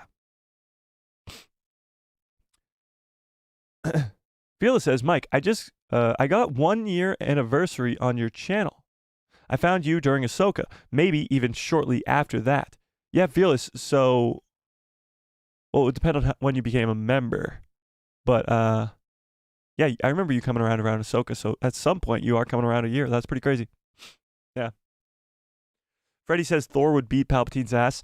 He might. My thing is, if a lightsaber can cut through Thor's, limbs, then I'd say Palpatine. But if it can't because he's a god, then Thor, easily. Yeah. If it's comic Thor or MCU Thor? That's a good question too, because yeah, comic Thor is way more powerful than the MCU Thor. I guess MCU Thor, I don't know. See either or. Palpatine, because they made Thor a total idiot in Thor 4. Oh, Thor Love and Thunder? He's still ridiculously powerful in that. Light side should be worthy, right? The question, this is a question I need answered. That's interesting. I wouldn't say every light side user would be worthy to pick up Mjolnir.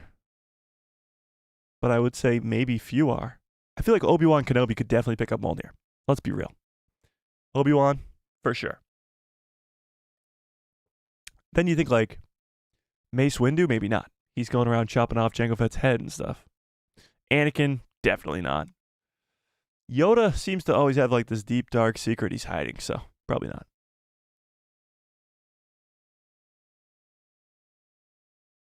Can I get some good cups follow orders in the chat, please? Bum, ba. So yes, once we hit 100,000 subscribers, I will be dumping this entire cup of water. It's huge. It's bigger than my head. On my head. Yeah, so I'm going to have to buy like a little kiddie pool to put under my chair so that I don't soak my entire floor. But yeah, that will be the plan. FN says, who would win, Morgan Elsbeth or Merrin? Ooh. I'd say Merrin. Just from what we've seen from Merrin in the games, she seems very powerful. And Morgan Elsbeth, she is a witch, but she was so young when the witches all kind of died. I guess Merrin was too. I don't know, it's a tough one. I feel like in the games, Merrin's just so powerful. And Morgan Elsbeth doesn't seem too powerful, especially in the ways of using magic. So I'd say probably Merrin. Yeah. Honestly, who cares about Rotten Tomatoes? There's movies and shows that are that got good ratings that are completely trash. I learned not to invest in Rotten Tomatoes.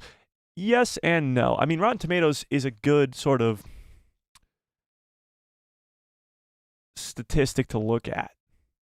It's not usually accurate to a lot of people's perspective on certain shows, but it is a good statistic to look at.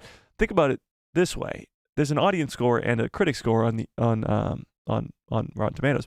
So the audience score for The Acolyte has an 18%. But clearly, if you haven't been living under a rock for the last 5 months, you know that that's not actually the audience score, as it was review bombed before the show was even released. But when you look at the critic score, again, you can't really rely on that either. It's at like about a 79, 78, something like that. Maybe 80, I don't even know. But you can't rely solely on that because it's the critics, and the critics are wrong a lot of the times. So you kind of have to go in and give your own opinion. So Rotten Tomatoes is a good statistic, but it's not usually accurate to how all fans feel. You know? You always look at it this way. I believe Infinity War, for MCU fans, Infinity War is at like an 83 on Rotten Tomatoes. 83. Then you have like very, very shitty movies at like a 99. Yeah. Yeah. So. Thor would put the hammer on top of Palpatine and he wouldn't be able to lift it. Thor takes Stormbreaker and chops Sheev's head off. Nice.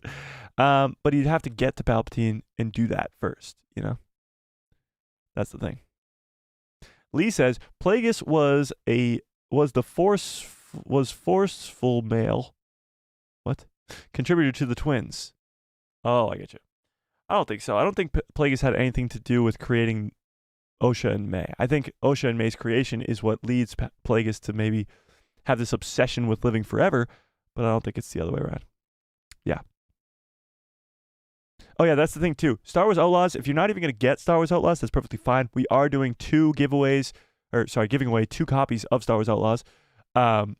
So we'll do that later on. But if you're not going to play it, I will be playing through it. I'm still debating on whether or not I'm going to get the gold edition so I can get it 3 days early. So we might be playing it this Wednesday, Thursday, Friday, and then you can watch me play through it, but that's a whole nother conversation.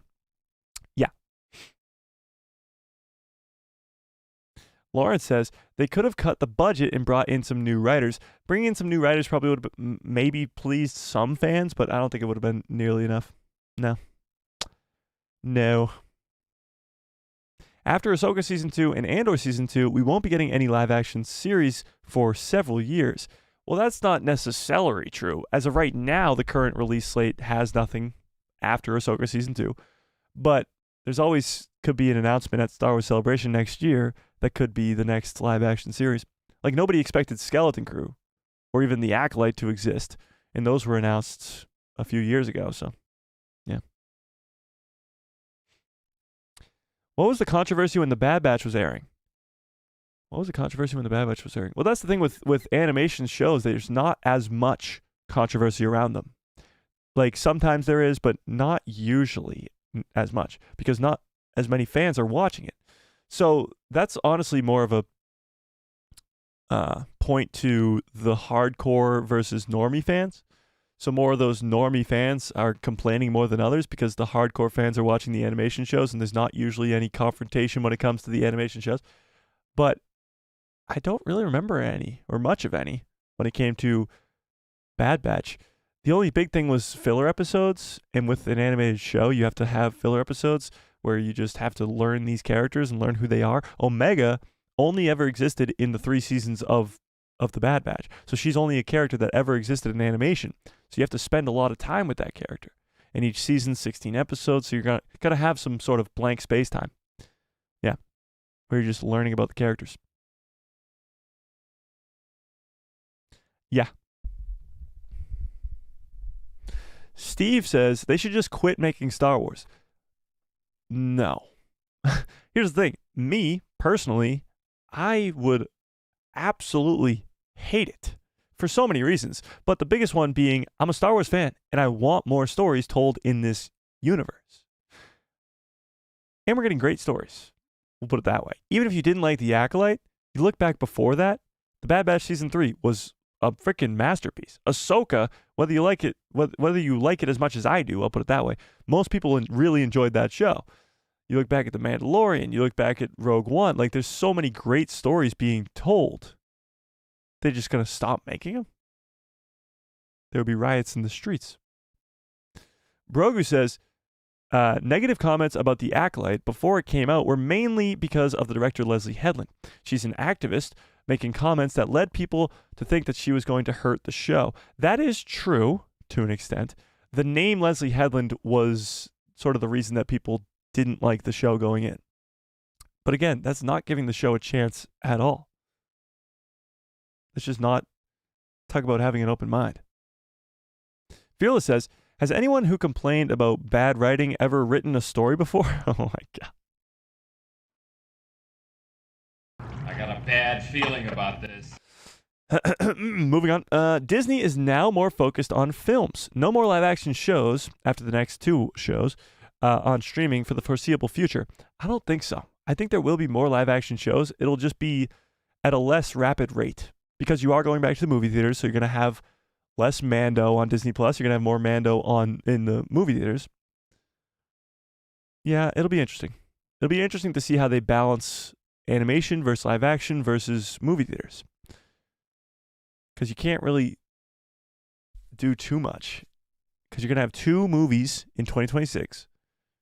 So you're going to have a live action show on Disney Plus 2 in 2026? Maybe 1? And then what about an animated show? Like how much is really going to come out every year?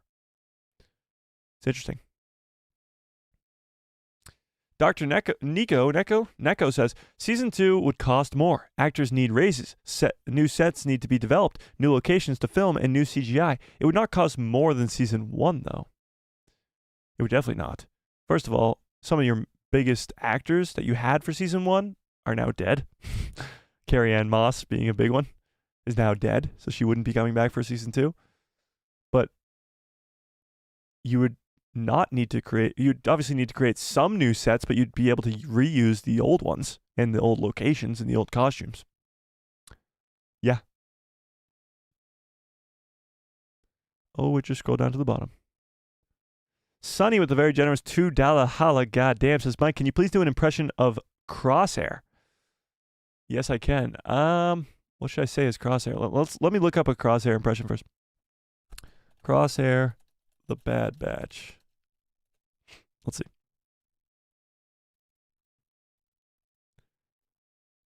Oh, good soldiers follow orders, maybe? Good soldiers. Yeah, here we go. Here we go. All right, let's watch this. No, none of us are. Ignore the clone. We signed up to be soldiers, not an execution squad. We're going to detain the prisoners and take them in for questioning. This is from Season 1. You want to know why they put me in charge? It's because I'm willing to do what needs to be done. First of all, early season Crosshair is so good. Bad guy Crosshair was awesome. His arc through the 3 seasons might be one of the greatest arcs in Star Wars.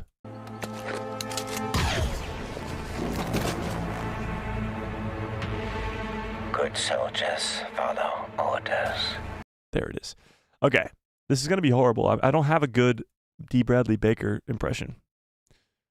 I mean, I don't really have a good anything impression, but yeah. So let's try it. Good soldiers follow orders. Good. So, oh, God, this is going to be horrible. Hang on. Let me take a sip of water.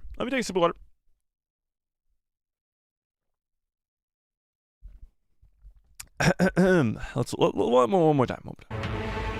Good soldiers follow orders. How does D. Bradley Baker do this? Let's be real. How the hell does he do this? Okay, let's try. Hang on. You gotta do it through your nose, Mike? Okay, let's see. I don't know how to speak through my nose. I usually only speak through my mouth. He's got a nasally voice. See? Muffle the mic. Okay, hang on. Is this better? Is this better? Good so. I don't know how to be nasally. I don't know how to do this, guys. I don't know. This is a horrible one. I request a redo. Good soldiers follow orders. That's horrible. That's terrible. Sonny, I will allow a new one. I will allow a new request that isn't a clone. I told you guys, you can send in all the super chats you want. The impressions won't be good. I mean, I actually disagree. Maybe some of them. My Chewbacca's pretty good.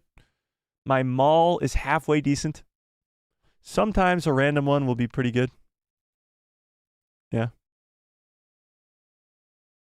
That was perfection? I completely doubt it. You thought it was good? Oh my God, you guys are crazy. Unless I'm hearing something completely different than you guys, then that was terrible. Do Pog the Lesser? Poggle the Lesser? The guy who goes... That guy? Was that good?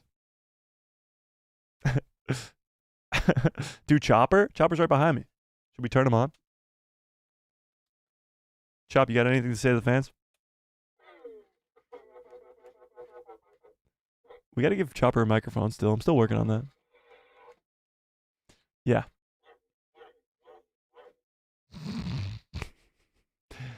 Good Cups follow orders and will dump you like... Wait, what? Oh, will you dump like Star Wars haters? Kidding, but 100K makes it worth it. Oh, sorry. Yeah, I get you. Marin will wipe the floor with Morgan. I agree with that. Yeah. Thrawn or Vader? Vader. Thrawn doesn't have the Force. Thrawn is really smart. I'll give him that, but he doesn't have the Force. Yeah. Should we bring Chopper so you can hear him?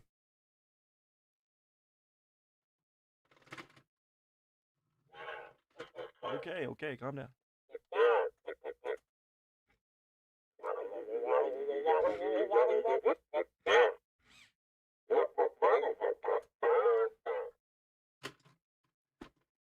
Thanks, Chop. Okay. Moving on. All right, let's get to the other news that we have to talk about that doesn't have to go with the Acolyte. Let's talk about the Mandalorian and Grogu movie, shall we? Let's talk about it, shall we? So I'm going to end this poll. By the way, still, I agree, Chop. There you go. 71% of you still want a second season of the Acolyte show. That's absolutely crazy. Maybe someday. Put my lightsaber back here. Maybe someday, but we'll have to wait and see, I guess. Let's start this new poll. Do you think Din Djarin will show his face in the Mandalorian and Grogu movie? Yes or no? Do you think we will see Din Djarin's face in the Mandalorian Grogu movie? You want to hear something crazy? All right, Chopper, I'm going to have to shut you off. You're too annoying. Okay. Something crazy. We haven't seen Din Djarin's face in Star Wars since 2020. It's been 4 years since we've seen Din Djarin's face in Star Wars. That's crazy. That's absolutely bonkers. So it's been quite a while since we've seen our boy Pedro Pascal take off the helmet and reveal his face as Din Djarin. So it's been quite a long time. But some fans are now believing that we could be seeing Din Djarin's face in this upcoming Mandalorian and Grogu movie for a few reasons. One, Pedro Pascal is one of the hottest actors. By hot, I mean, I guess physically, but I mean more so like he's getting a lot of roles in Hollywood. He's one of the hottest actors in Hollywood right now. So having his name be attached, well, it's already going to be attached, but having him come to the press circuit and be like, I'm in the movie, guys. I'm showing my face this time. I'm actually in it. Instead of him going, yeah, I did some voiceover work. This movie's going to be great. You should go watch it. Like, he's going to be hyped up if he's actually in the movie and you can actually see his face. So a lot of fans are thinking that they will bring him in. But the big sort of backlash to that is that season 3 of The Mandalorian was very focused on not seeing Din Djarin's face. He goes back to Mandalore to bathe in the waters. He's not supposed to take off his helmet anymore. That's where we left him off at. So he's either going to die to take off his helmet, or something crazy is going to happen. Some big twist is going to happen where he takes off his helmet. So let's read this, shall we? So this article comes from the Star Wars Newsnet, but I believe the news is coming from The Hollywood Reporter. So let's read this. Oh my God, Sonny. I'm trying to read an article, damn it. Just kidding, I appreciate it. With another generous $5 holla. God damn, somebody catch up to Sonny, please. I'm just kidding. Says, thanks, Mike, and shout out to all of the mods. You guys rock. Happy Saturday, everybody.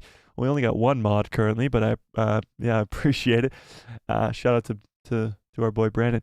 I appreciate it, Sonny. I really, really do. Happy Saturday to you. Okay.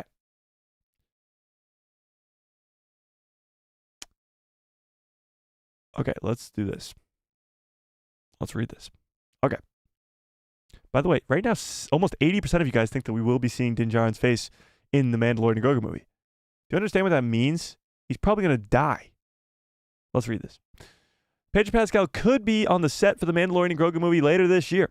One of the biggest questions surrounding this Mando and Grogu movie since the project was announced has been the extent of Pedro Pascal's on-set involvement. We know he's going to be in the movie, as he will voice the main character, Din Djarin, but how much time will he actually spend on set? Let's find out. Filming for the movie already began earlier this summer in California and is expected to continue through October. But Pedro Pascal has been in London shooting Marvel's Fantastic Four for a couple months now. Production for that movie will probably wrap not before the Mandalorian and Grogu movie is done, so there is a complete overlap of his schedule for the rest of Jon Favreau's movie. So currently, with Pedro Pascal's schedule, there is almost no time for him to go and film anything for the Mandalorian and Grogu movie. However, despite that, Hollywood Reporter mentioned in a story earlier this week that Pedro Pascal's schedule is packed until the end of the year with the Fantastic Four and the Mandalorian shoots. Not just the Fantastic Four, but the Mandalorian as well.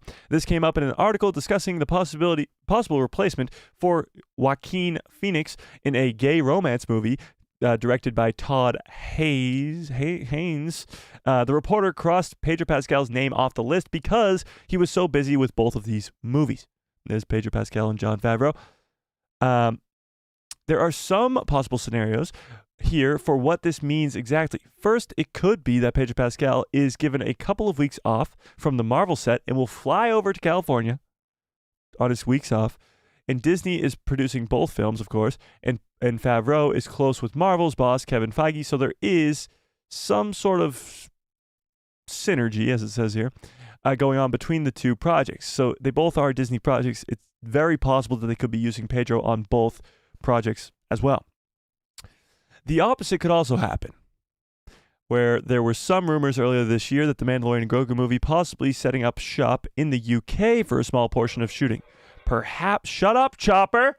I'm reading an article. You're not in this movie, as far as we're aware. Okay. Perhaps that is the portion that is particularly motivated by Pedro Pascal being there. So this rumor came from earlier this year that there is going to be a portion of the Mando movie being filmed in the UK. The majority of it's probably going to be filmed in California, but some of it will be filmed in the UK, and maybe this is because of Pedro Pascal being in the UK currently. A third possibility is that there will be some sort of additional photography happening in California later in the year to accommodate for Pedro Pascal's schedule once he wraps with the Fantastic Four movie with Marvel. But we don't know about that. There is one other thing, and before we get to this, let's talk about it. There is one other thing. Earlier this year, probably like 2 months ago, there was this big rumor going around that there was filming for the Mandalorian and Grogu movie early. Like something secret was being filmed. Some secret scenes were being filmed somewhere, and it got leaked out.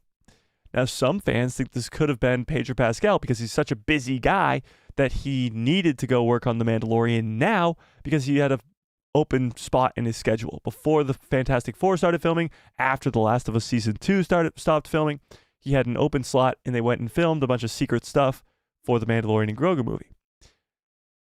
Maybe that was his face-revealing scenes that could be in this upcoming movie, and if that is the case, then they already have accommodated for those scenes. Maybe they have to do reshoots later on, maybe at the end of the year, who knows. But they might have already done that in these secret scenes that were filmed a few months ago. Let's keep reading the rest of this article, though. There are a few possibilities surrounding this line in the report. Maybe this is going off of old information that Pedro Pascal was already on the set for the Mandalorian and Grogu movie before he started with the Marvel movie, Fantastic Four. Or maybe this is just a reference to 2 weeks of commitment to record dialogue for the movie, either while he's in London or immediately after it wraps for the Mandalorian movie. It is also possible that the writers of the story just didn't know for a fact what set he would be on, and they heard about Pedro Pascal's involvement in the movie and wrote it into it. Wrote it into it? Okay, sure. So right now there really is no way to know if Pedro Pascal is going to be showing his face in the Mandalorian and Grogu movie or whether or not he's going to actually be on set for this movie as well. Here's him carrying Grogu, a pillow, and doing voiceover work.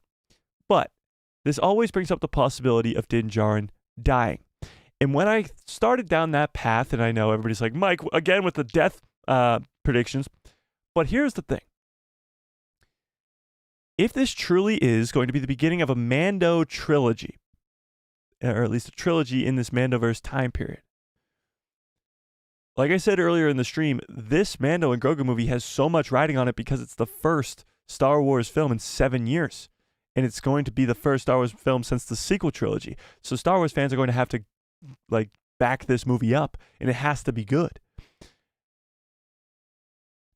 What would be a greater cliffhanger ending, or not even cliffhanger, but at least a catalyst, than Din Djarin dying? You could look at it this way. The first 3 seasons of The Mandalorian show is really just Din Djarin growing connected to all these different legacy characters, or not just legacy characters, but just characters in general. Heroes, we'll put it. Anti-heroes, too. Boba Fett, Fennec Shand, Cobb Vanth, Bo-Katan, Ahsoka Tano, Luke Skywalker, Grogu. Din Djarin is connected to all of these characters. Just through the 3 seasons of the show, he's grown these connections to all the Mandalorians, all the underworld with Boba Fett in the syndicates, to Luke Skywalker and Ahsoka Tano, to Jedi. He's grown the connection to all of them. So is it possible that Din Djarin's death in the first Mando movie is the catalyst to bring all these heroes together to fight against Grand Admiral Thrawn? Because Grand Admiral Thrawn was introduced very well in the Ahsoka show, but he wasn't really introduced to the greater galaxy. He was introduced to the audience and to Ahsoka very well, but he wasn't introduced to the galaxy that he just arrived in at the end of the show. So Din Djarin's not going to know who he is. Grogu's not going to know who he is. So we're going to have to learn, as they learn, who Thrawn is and how big of a threat he is to the galaxy. And how much of a bigger threat can you be if you kill off one of the most fan-favorited characters in Star Wars right now, Din Djarin. The only crazier thing would be to kill off Grogu, which definitely is not going to happen. So it would be absolutely insane to show Thrawn's power and craziness if he killed off Din Djarin in the first movie. It would make for an insane growth for Grogu's story. he doesn't have his dad anymore could put him down a dark path. Dark side Grogu? That would be insane. But it would also allow for a catalyst to bring all these heroes together and give us the next 2 movies with Luke and Leia and Han, maybe Ahsoka, Bo-Katan, the Mandalorians, Cobb Vanth, Fennec Shand, Boba Fett, all these characters coming together. Maybe even the Skeleton Crew characters as well. But what do we think, chat? Is it possible that Din frickin' Djarin could die? What do we think? What do we think? Joshua Rittenhouse says, I can't believe that we won't be getting a second season of The Acolyte. The Acolyte was such a fun show. Was Stuck a fun show? Oh, totally not impressed. I don't know what that means, but it kind of contradicts yourself. Oh, what? I don't know. Sure. Bracker says, maybe in a private moment contemplating something serious. I can't stop this frog addiction. Oh my God. Yeah, the big question is, why else would he be taking off his helmet?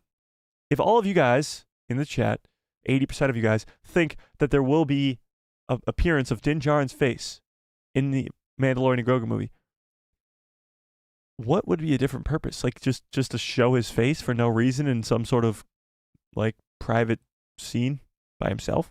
That'd be stupid. Soul says, why is so popular though? Why is what so popular? I don't know what that means. Shout out to Brian. Great job. Brian? Brandon? What? The Acolyte felt like a long Star Wars Visions episode. Definitely not. Definitely not. What if he takes a head injury and his helmet gets flown off? That's also a possibility. His helmet gets taken off by Thrawn or by somebody else, and it's not him that removes it. That could be a possibility. But that could be right before he dies, maybe, or something. I don't know.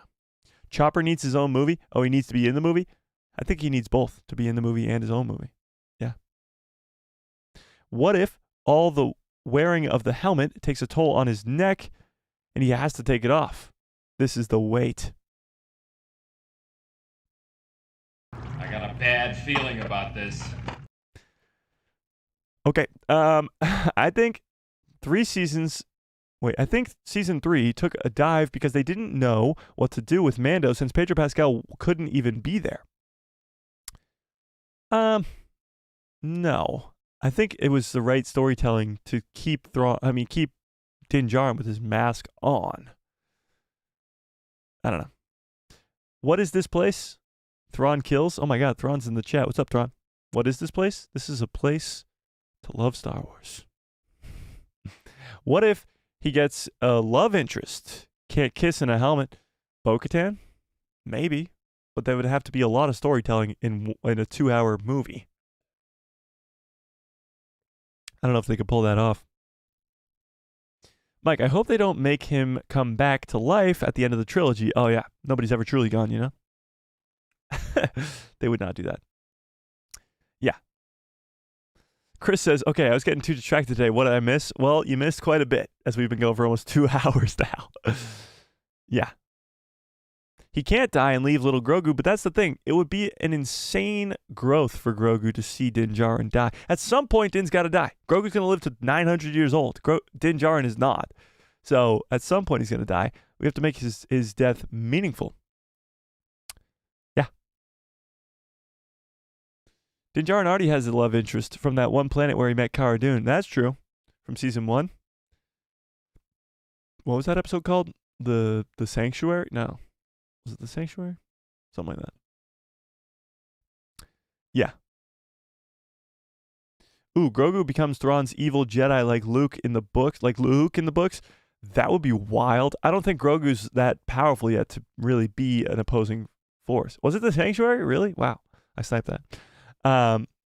That would be crazy though. If Grogu joined Thrawn, that'd be wild. It all depends on if it's a standalone movie or a trilogy. Yeah. Yeah. That is true. That is true.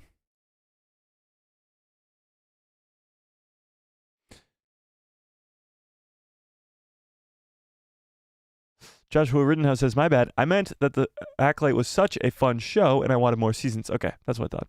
Also, I couldn't care if we see Din Djarin's face or not. It will be good regardless. I hope it will be good. Again, a lot is riding on this movie. For sure.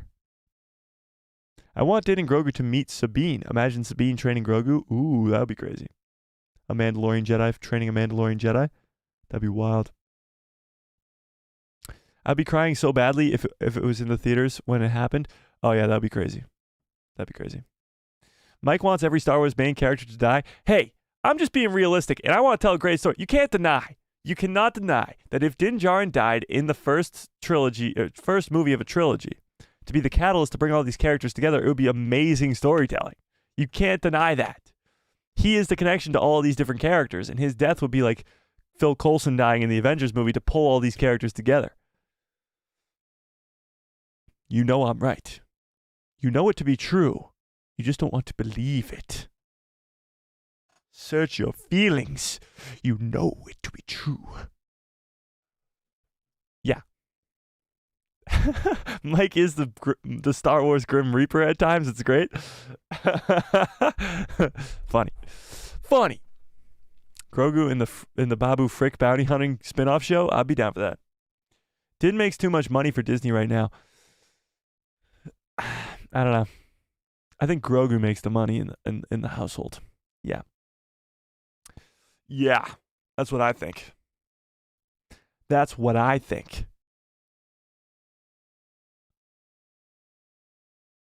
Yeah.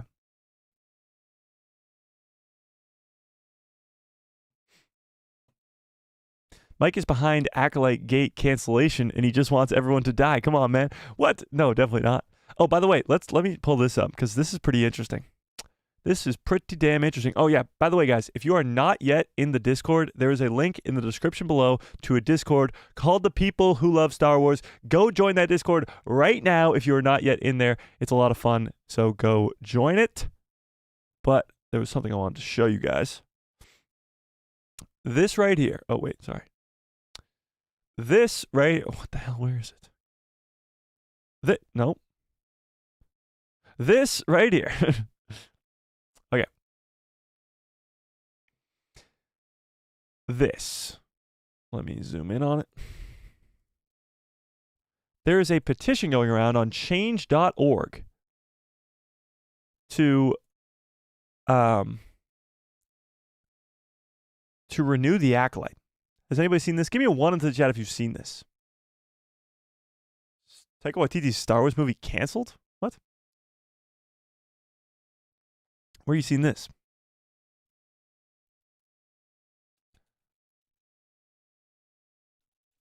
Let's see. One day ago, rumor is that Lucasfilm scraps Taika Waititi's Star Wars film and Leslie Headland is completely out. Ooh, interesting.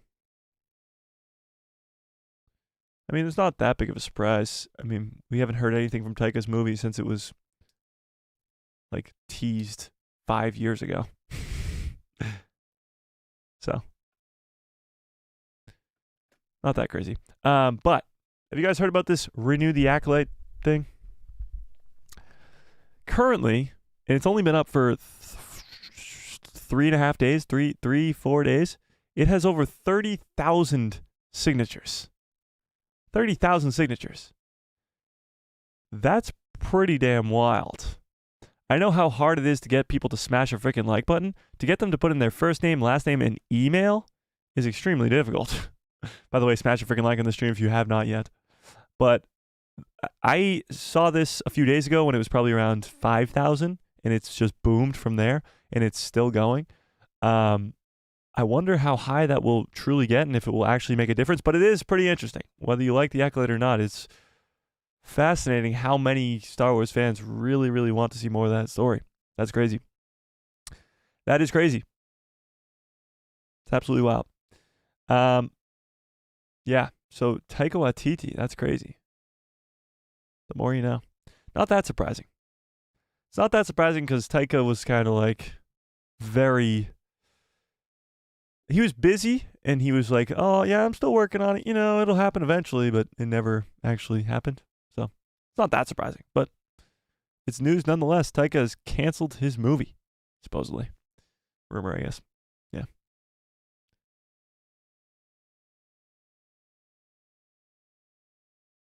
No, you don't need to pay to sign it.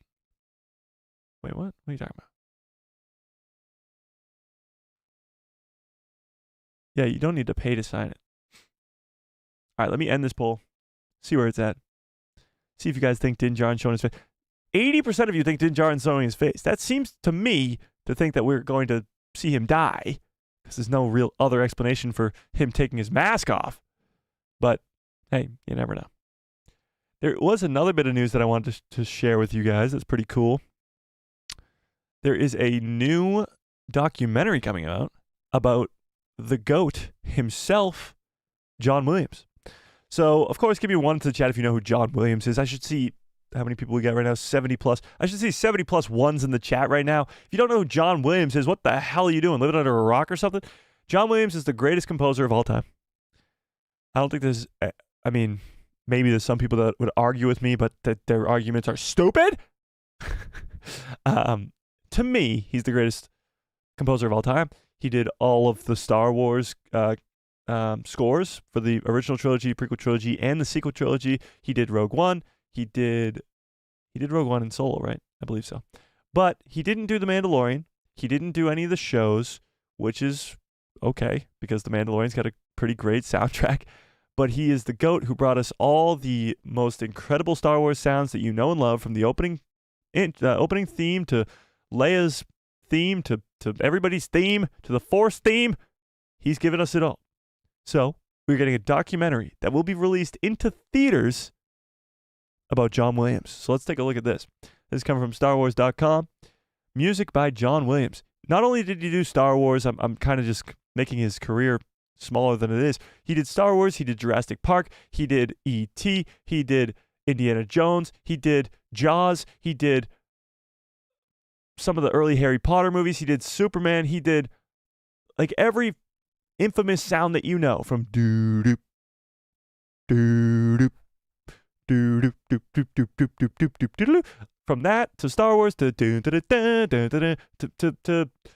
anything. It was this guy. So he's getting a documentary. So this new documentary, arriving later this year, will be about his life, blah, blah, blah. Okay, yeah, so it's going to be in theaters. Oh, wait, what? It will premiere at a festival on October 3rd. A limited theater run. So the limited theater run, I believe, starts on October 23rd then? It says it comes, it will debut on a world premiere at AFI Fest on October 23rd before a limited theater run. So it'll be in theaters for about a week and a half-ish before it releases on Disney Plus on November 1st. So you can go see this documentary in theaters probably after October 23rd, and then go watch it on Disney Plus on November 1st if you don't want to go to the theaters to do it. But John Williams, actually this is kind of a crazy stat. John Williams has many credits and accolades, including an astounding 54 Oscar nominations, and winning 5. He was nominated for 54 Oscar nominations. 54! And only won 5. That's insane. Insane. But yes, he won 5 Oscar nominations, but was nominated for 54. 54 is insane. There's only one Oscar every year, or one Oscars every year. I'm sure he was maybe multiple a year, but still, that's crazy. So, of course, he did Star Wars. Does it go into, Indiana Jones and other classics. The documentary will feature interviews with Steven Spielberg, Kathleen Kennedy, Frank Marshall, Kate Capshaw, Gustavo, why did I start reading all these names? J.J. Abrams, Chris Martin, Ron Howard, Chris Columbus, George Lucas,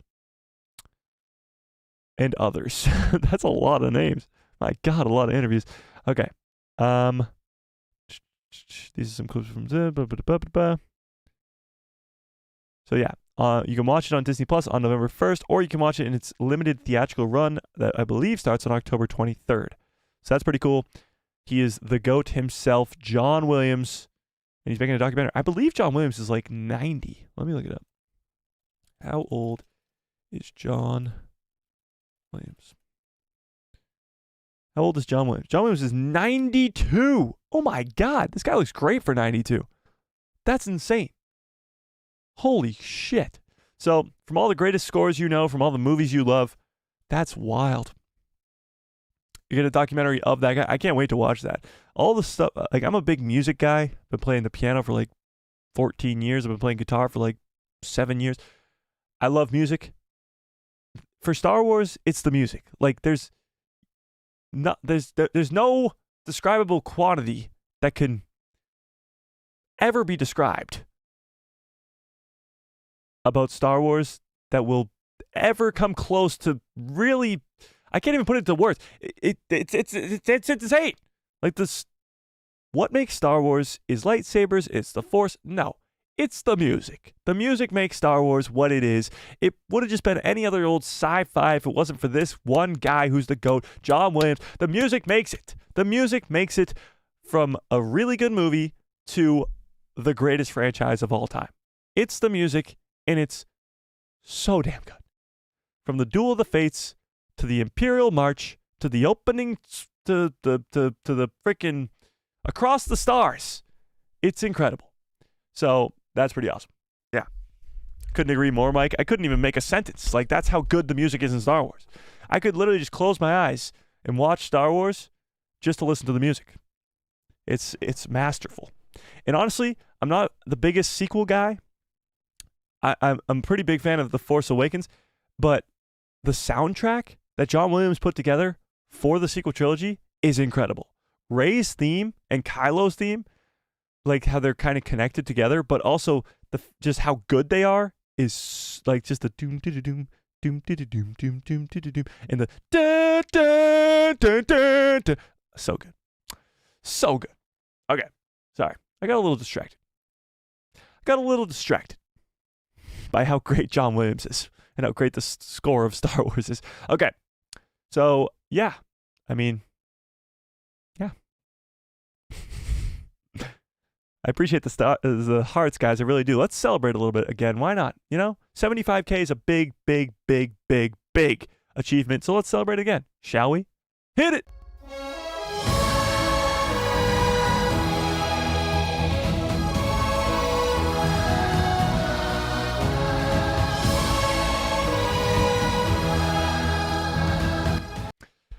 Never gets old. Okay, I am going to have to get on out of here, though. We've been going for over 2 hours. Time just flies when we do these live streams. It's absolutely insane. But we did go over all the news I kind of wanted to get to today, too, so that's pretty good. But yeah, so that, watch out for a video tomorrow, if not Monday, but most likely tomorrow, about this Rolling Stone article. I'm going to do a crazy deep dive into the problem that is the Star Wars fandom and how it might be getting worse. But we'll talk about it tomorrow in that thing for sure. So, yeah. Mike, you didn't see this, but can you please pour Coke on your head when you reach 100K? Coca-Cola? No thanks. That's so sticky and gross. Why would I do that? Water is better. Maybe blue milk. Maybe you could convince me to do blue milk, but I'm going to say most likely water. Yeah. Smash a freaking like on the stream if you have not yet. Hit that subscribe and hit that bell so you get notified every time I post a video. In my pretty face, I'll show up the recommended feed of yours. You guys are the absolute best. I appreciate all you guys so much. These Saturday streams are fun as balls. Are balls fun? Fun as balls because I know like all you guys work, of course, through the weekend and stuff like that, but you guys come in usually Saturdays are the more open days, or most of you can make it here. So I appreciate you guys. Don't forget that I appreciate you. If you don't feel appreciated, I appreciate you. So much more than you'll ever know. Smash a freaking like on the stream if you have not yet. Hit that subscribe and hit that bell so you get notified every time I post a video. And yeah, I just kind of want to just sit here and hang out with you guys. So let's just do that for a couple seconds.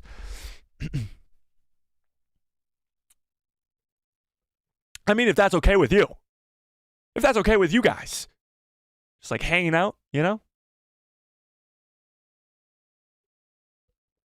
Kid Fizzler says best mic in the whole world. I don't know. We got some good mics in the chat.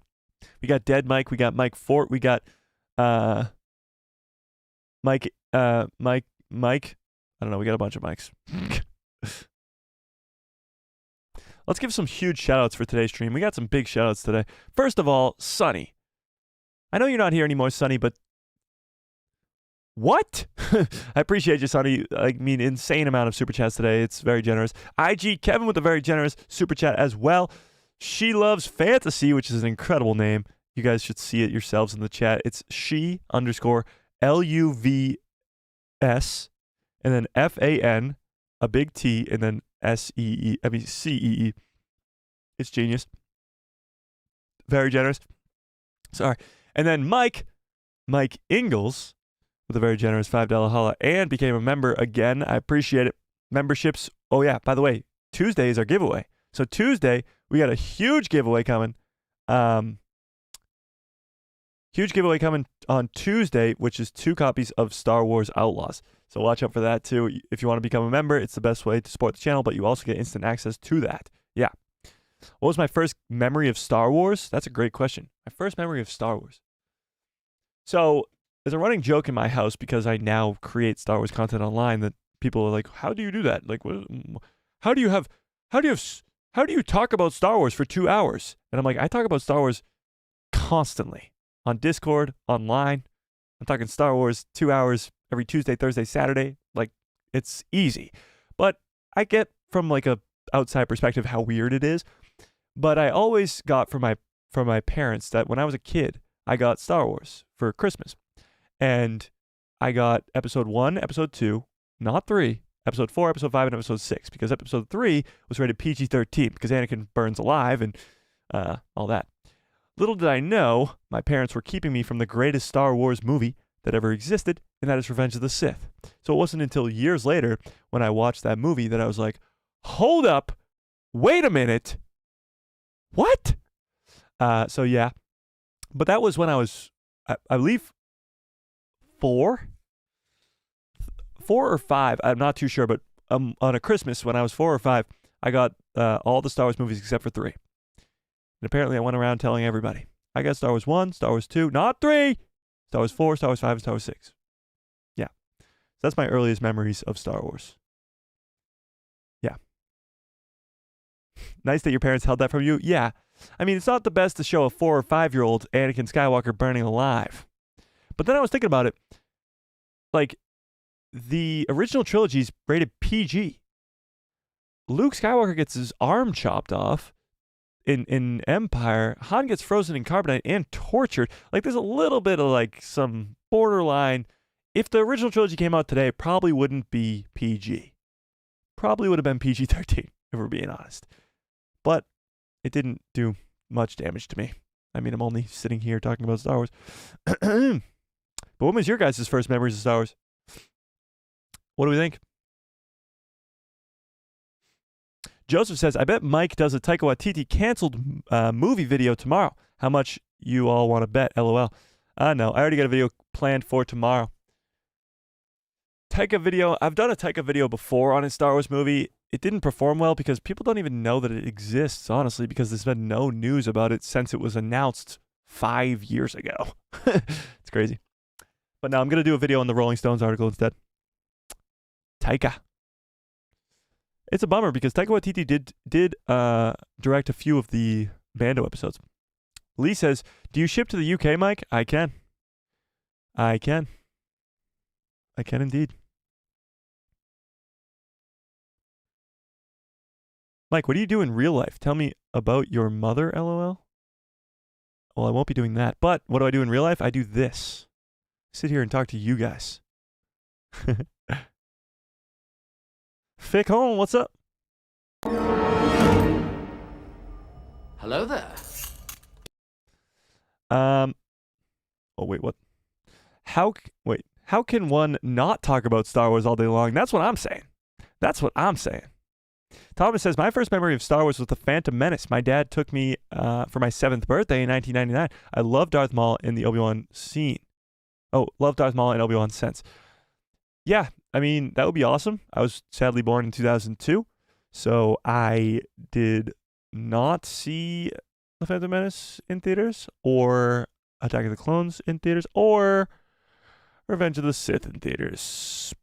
Yeah. But I will say I did watch The Phantom Menace in theaters for the first time ever this year. I've seen The Phantom Menace 1,000 times, but watching it in theaters is a whole different experience, and it was awesome. Yeah. Obviously not a child of the 80s. You don't think? You don't think I'm 40 plus years old? What gave it away? Was it my glasses? Was it my chopper? My son saw episode 3 on Disney Plus, my Disney Plus account, and asked if we could watch it. Ooh, you should let him. I said in a few more years, yeah, probably the right choice. But he's being held back from greatness. Yeah. Christopher says, I saw the original RoboCop when I was 10. Skywalker getting toasted was nothing compared to Alex Murphy's death. That's actually really true. That is true. For me, it was Star Wars Rebels. That's awesome. If Star Wars Rebels was your first introduction to Star Wars, that's pretty damn cool. Yeah. I was 60. Oh, I thought that said 60 years old. I was 6 years old. I got my appendix taken out. Wow. And my parents brought me a new 3-carded Star Wars figure every day. Oh, 3-inch card Star Wars figure every day. That's pretty cool. That's pretty damn cool. How Runner Base says, my first memory of Star Wars was my first memory of Star Wars is that it's the first movie I saw in the actual theaters with my family. I was young. I remember the fighting, but not a lick of the politics. Oh, LOL. That's funny. Is it true that the Acolyte will be removed from Disney Plus? I would say no. I mean, there was a little bit of a concern earlier this week that they would when they took stuff off the Disney Store, but they have since then put the stuff back on the Disney Store, and it does not look like they'll be deleting it off of Disney Plus. That would just be a horrible decision and really mean bad news for us. Really mean bad news for us. I always hear Grievous's guards sticks. You always hear them? What? Oh, this. Hello there. I understand now. Fearless says, I was 12 when I watched A New Hope with my cousin. Vader was my favorite character from the get-go. Nice. Nice. How Running Base says, The Phantom Menace was the movie I was referring to. Oh, cool. Did you watch the sequel trilogy in theaters? Yes. So actually, the first Star Wars movie I must have watched in theaters then was The Force Awakens. That's pretty wild. Didn't think about it that way. Yeah. You're a young fella. God, I'm old. Well, thanks, I think. I don't know.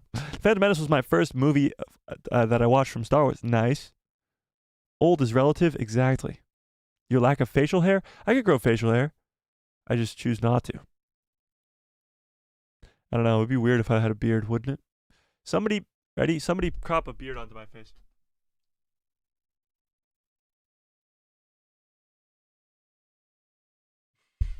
Somebody crop a beard onto my face.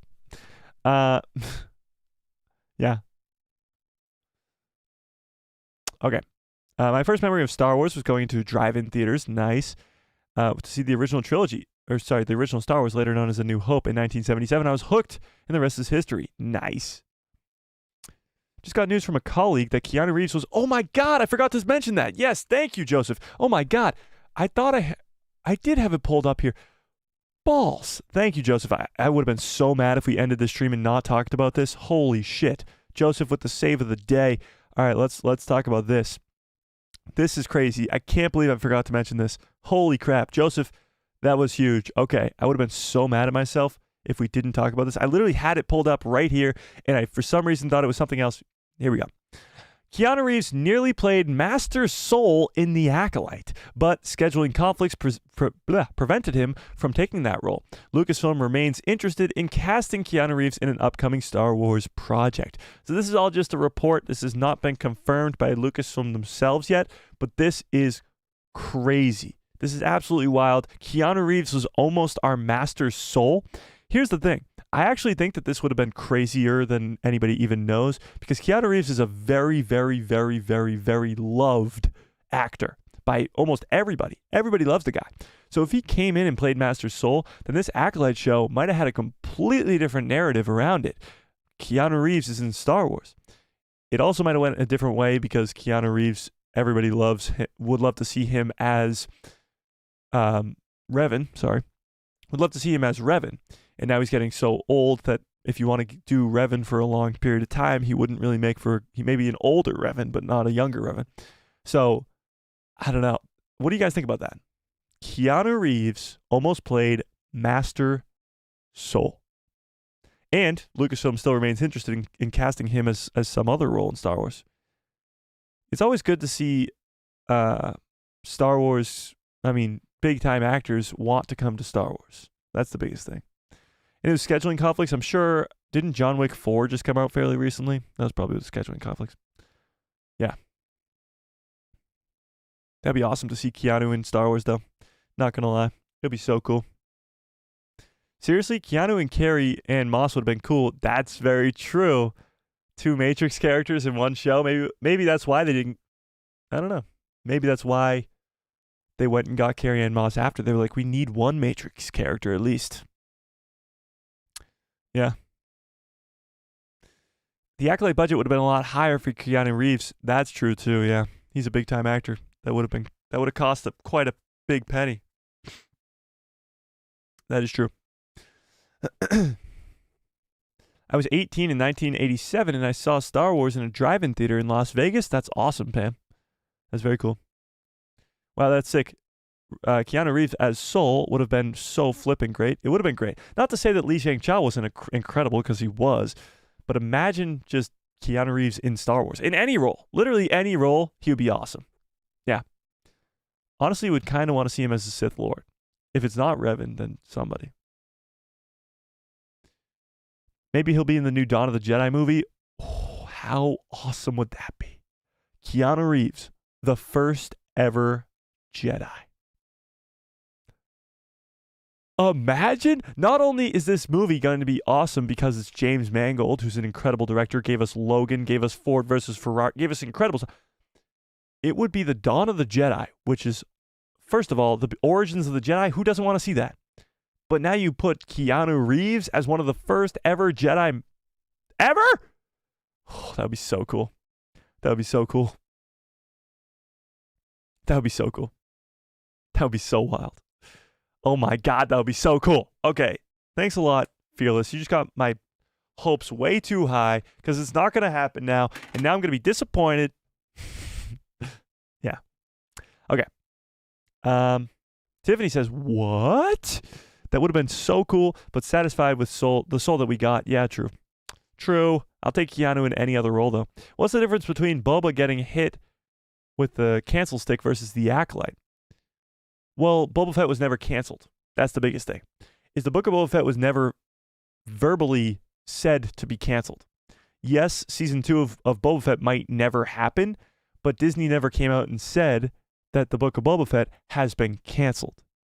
The news headlines for the last 5 or 6 days has been the Acolyte has been canceled. That never happened with the Book of Boba Fett. So that's sort of just the difference. It's the word canceled. Maybe the Book of Boba Fett has been canceled behind the scenes, but the word canceled is being thrown around like wildfire when it comes to talking about the Acolyte. Not according to Tamara Morrison. He more so said that the character has been shelved, which is completely different. Obviously, we will see Boba Fett at some point, but Tamara Morrison wants him to be in everything. Yeah. Yeah. Keanu Reeves in Star Wars would be awesome. I want Chuck Norris to be the first ever Jedi. Me too. Mr. Beckham, what's up? My first experience with Star Wars was A New Hope, catching the Vader entrance with the Stormtroopers. I was 6 and hooked. Nice. Kid Fizzo says, oh, Mike, I just watched your Ahsoka finale watch party and learned that you were 21. I thought you were in your late 20s. I'm 22. We had my birthday stream. May 30th is my birthday. May 30th, 2002. I don't know why it took me so long to remember that, but it is. I am 22. Yeah. To some surprise, I'm 22. But yeah. What would be the difference? Well, I kind of just explained it now. It is the same as the Acolyte though. Disney hasn't said canceled yet. Yeah, kind of. Gemini? I don't even know. I don't know those signs or whatever. Wow, Mike, I'm 52. What the fuck? Hey, I'll be 52 some point in 30 years. But hey, age is, age. That's the cool thing about Star Wars. Is like any age can enjoy Star Wars. Actually, most people have completely different entrances into the Star Wars galaxy because 40 years ago, maybe you watched the original Star Wars, or 45 years, or 47 years ago, or you were introduced 2 years ago, 3 years ago, 10 years ago, whatever it may be. That's what's cool about it. You a 2000s baby? I'm so old. I know, right? Your birthday starts with a 19? What? Alex, what's up? No worries. Alex, I'm still waiting for you to hit me up with those shirts that you were talking about. I want to see the designs. I'm old enough to be your mom, LOL. That's pretty funny. My birthday is coming up in a month. Nice. Actually, let's give a huge shout out. We had a birthday the other day. Was it UV Clips? I believe it was UV Clips. Can we get some happy birthdays to UV Clips in the chat? I'm not sure he's here, but either way. How old is everybody in the chat? 33 here. Well, I'm 22. You remember when I saw The Phantom Menace? Do I remember when you saw The Phantom Menace? No. Just kidding. 54, 26, 19, and an 8. Oh, that's tough. 28, nice. 28 years young. 29, 28, 29 next month, nice. Or 59 next month, nice. So will you be starting or joining a petition for Boba if the word canceled gets used in the future? I actually think the Book of Boba Fett will get a second season. I think at Star Wars Celebration next year, they might even announce it. For a few reasons. One, The Mandalorian has hit the theaters, and I think Din Djarin and Grogu are going to stay in the theaters. So if there's going to be a next live-action project in the Mandoverse time period after Ahsoka Season 2, it's going to be the Book of Boba Fett Season 2. And that could focus on characters like Din Djarin still, but it would also be more so the bounty hunters and underworld and syndicates of the Star Wars galaxy at that time. So I actually think there will be a Book of Boba Fett Season 2. Yeah. I just think the conversation around the Acolyte is so much more relevant now that people are obviously more onto that. Look at the different age ranges we have all in the chat. It's crazy. From 17 to 50s and 60s is crazy. It's awesome. Only Star Wars could do this. Only Star Wars could bring together this many people all over the place. It's absolutely wild. I think Boba will die in one of the Mando movies. I think so too, but it'll probably be one of the later ones. Boba Fett will probably have to die at some point, though, yeah. That's true. Hopefully they give him a great death, though.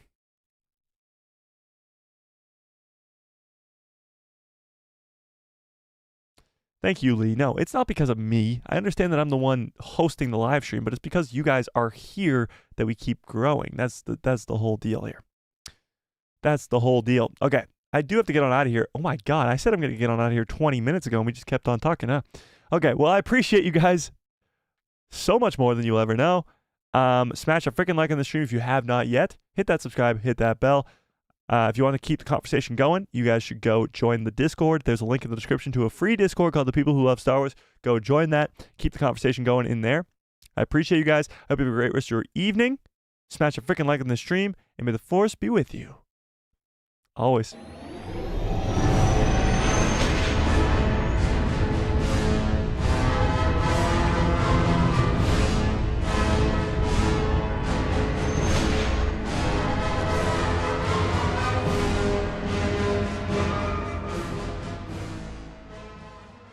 Oh yeah, what a great stream. What a great show. You guys are the absolute best. This was one of the greatest streams of all time, I do believe, if I do say so myself.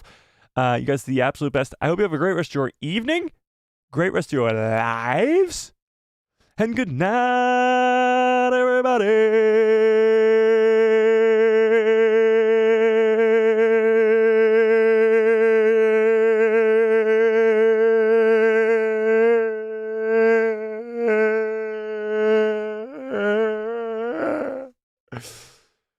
Whew.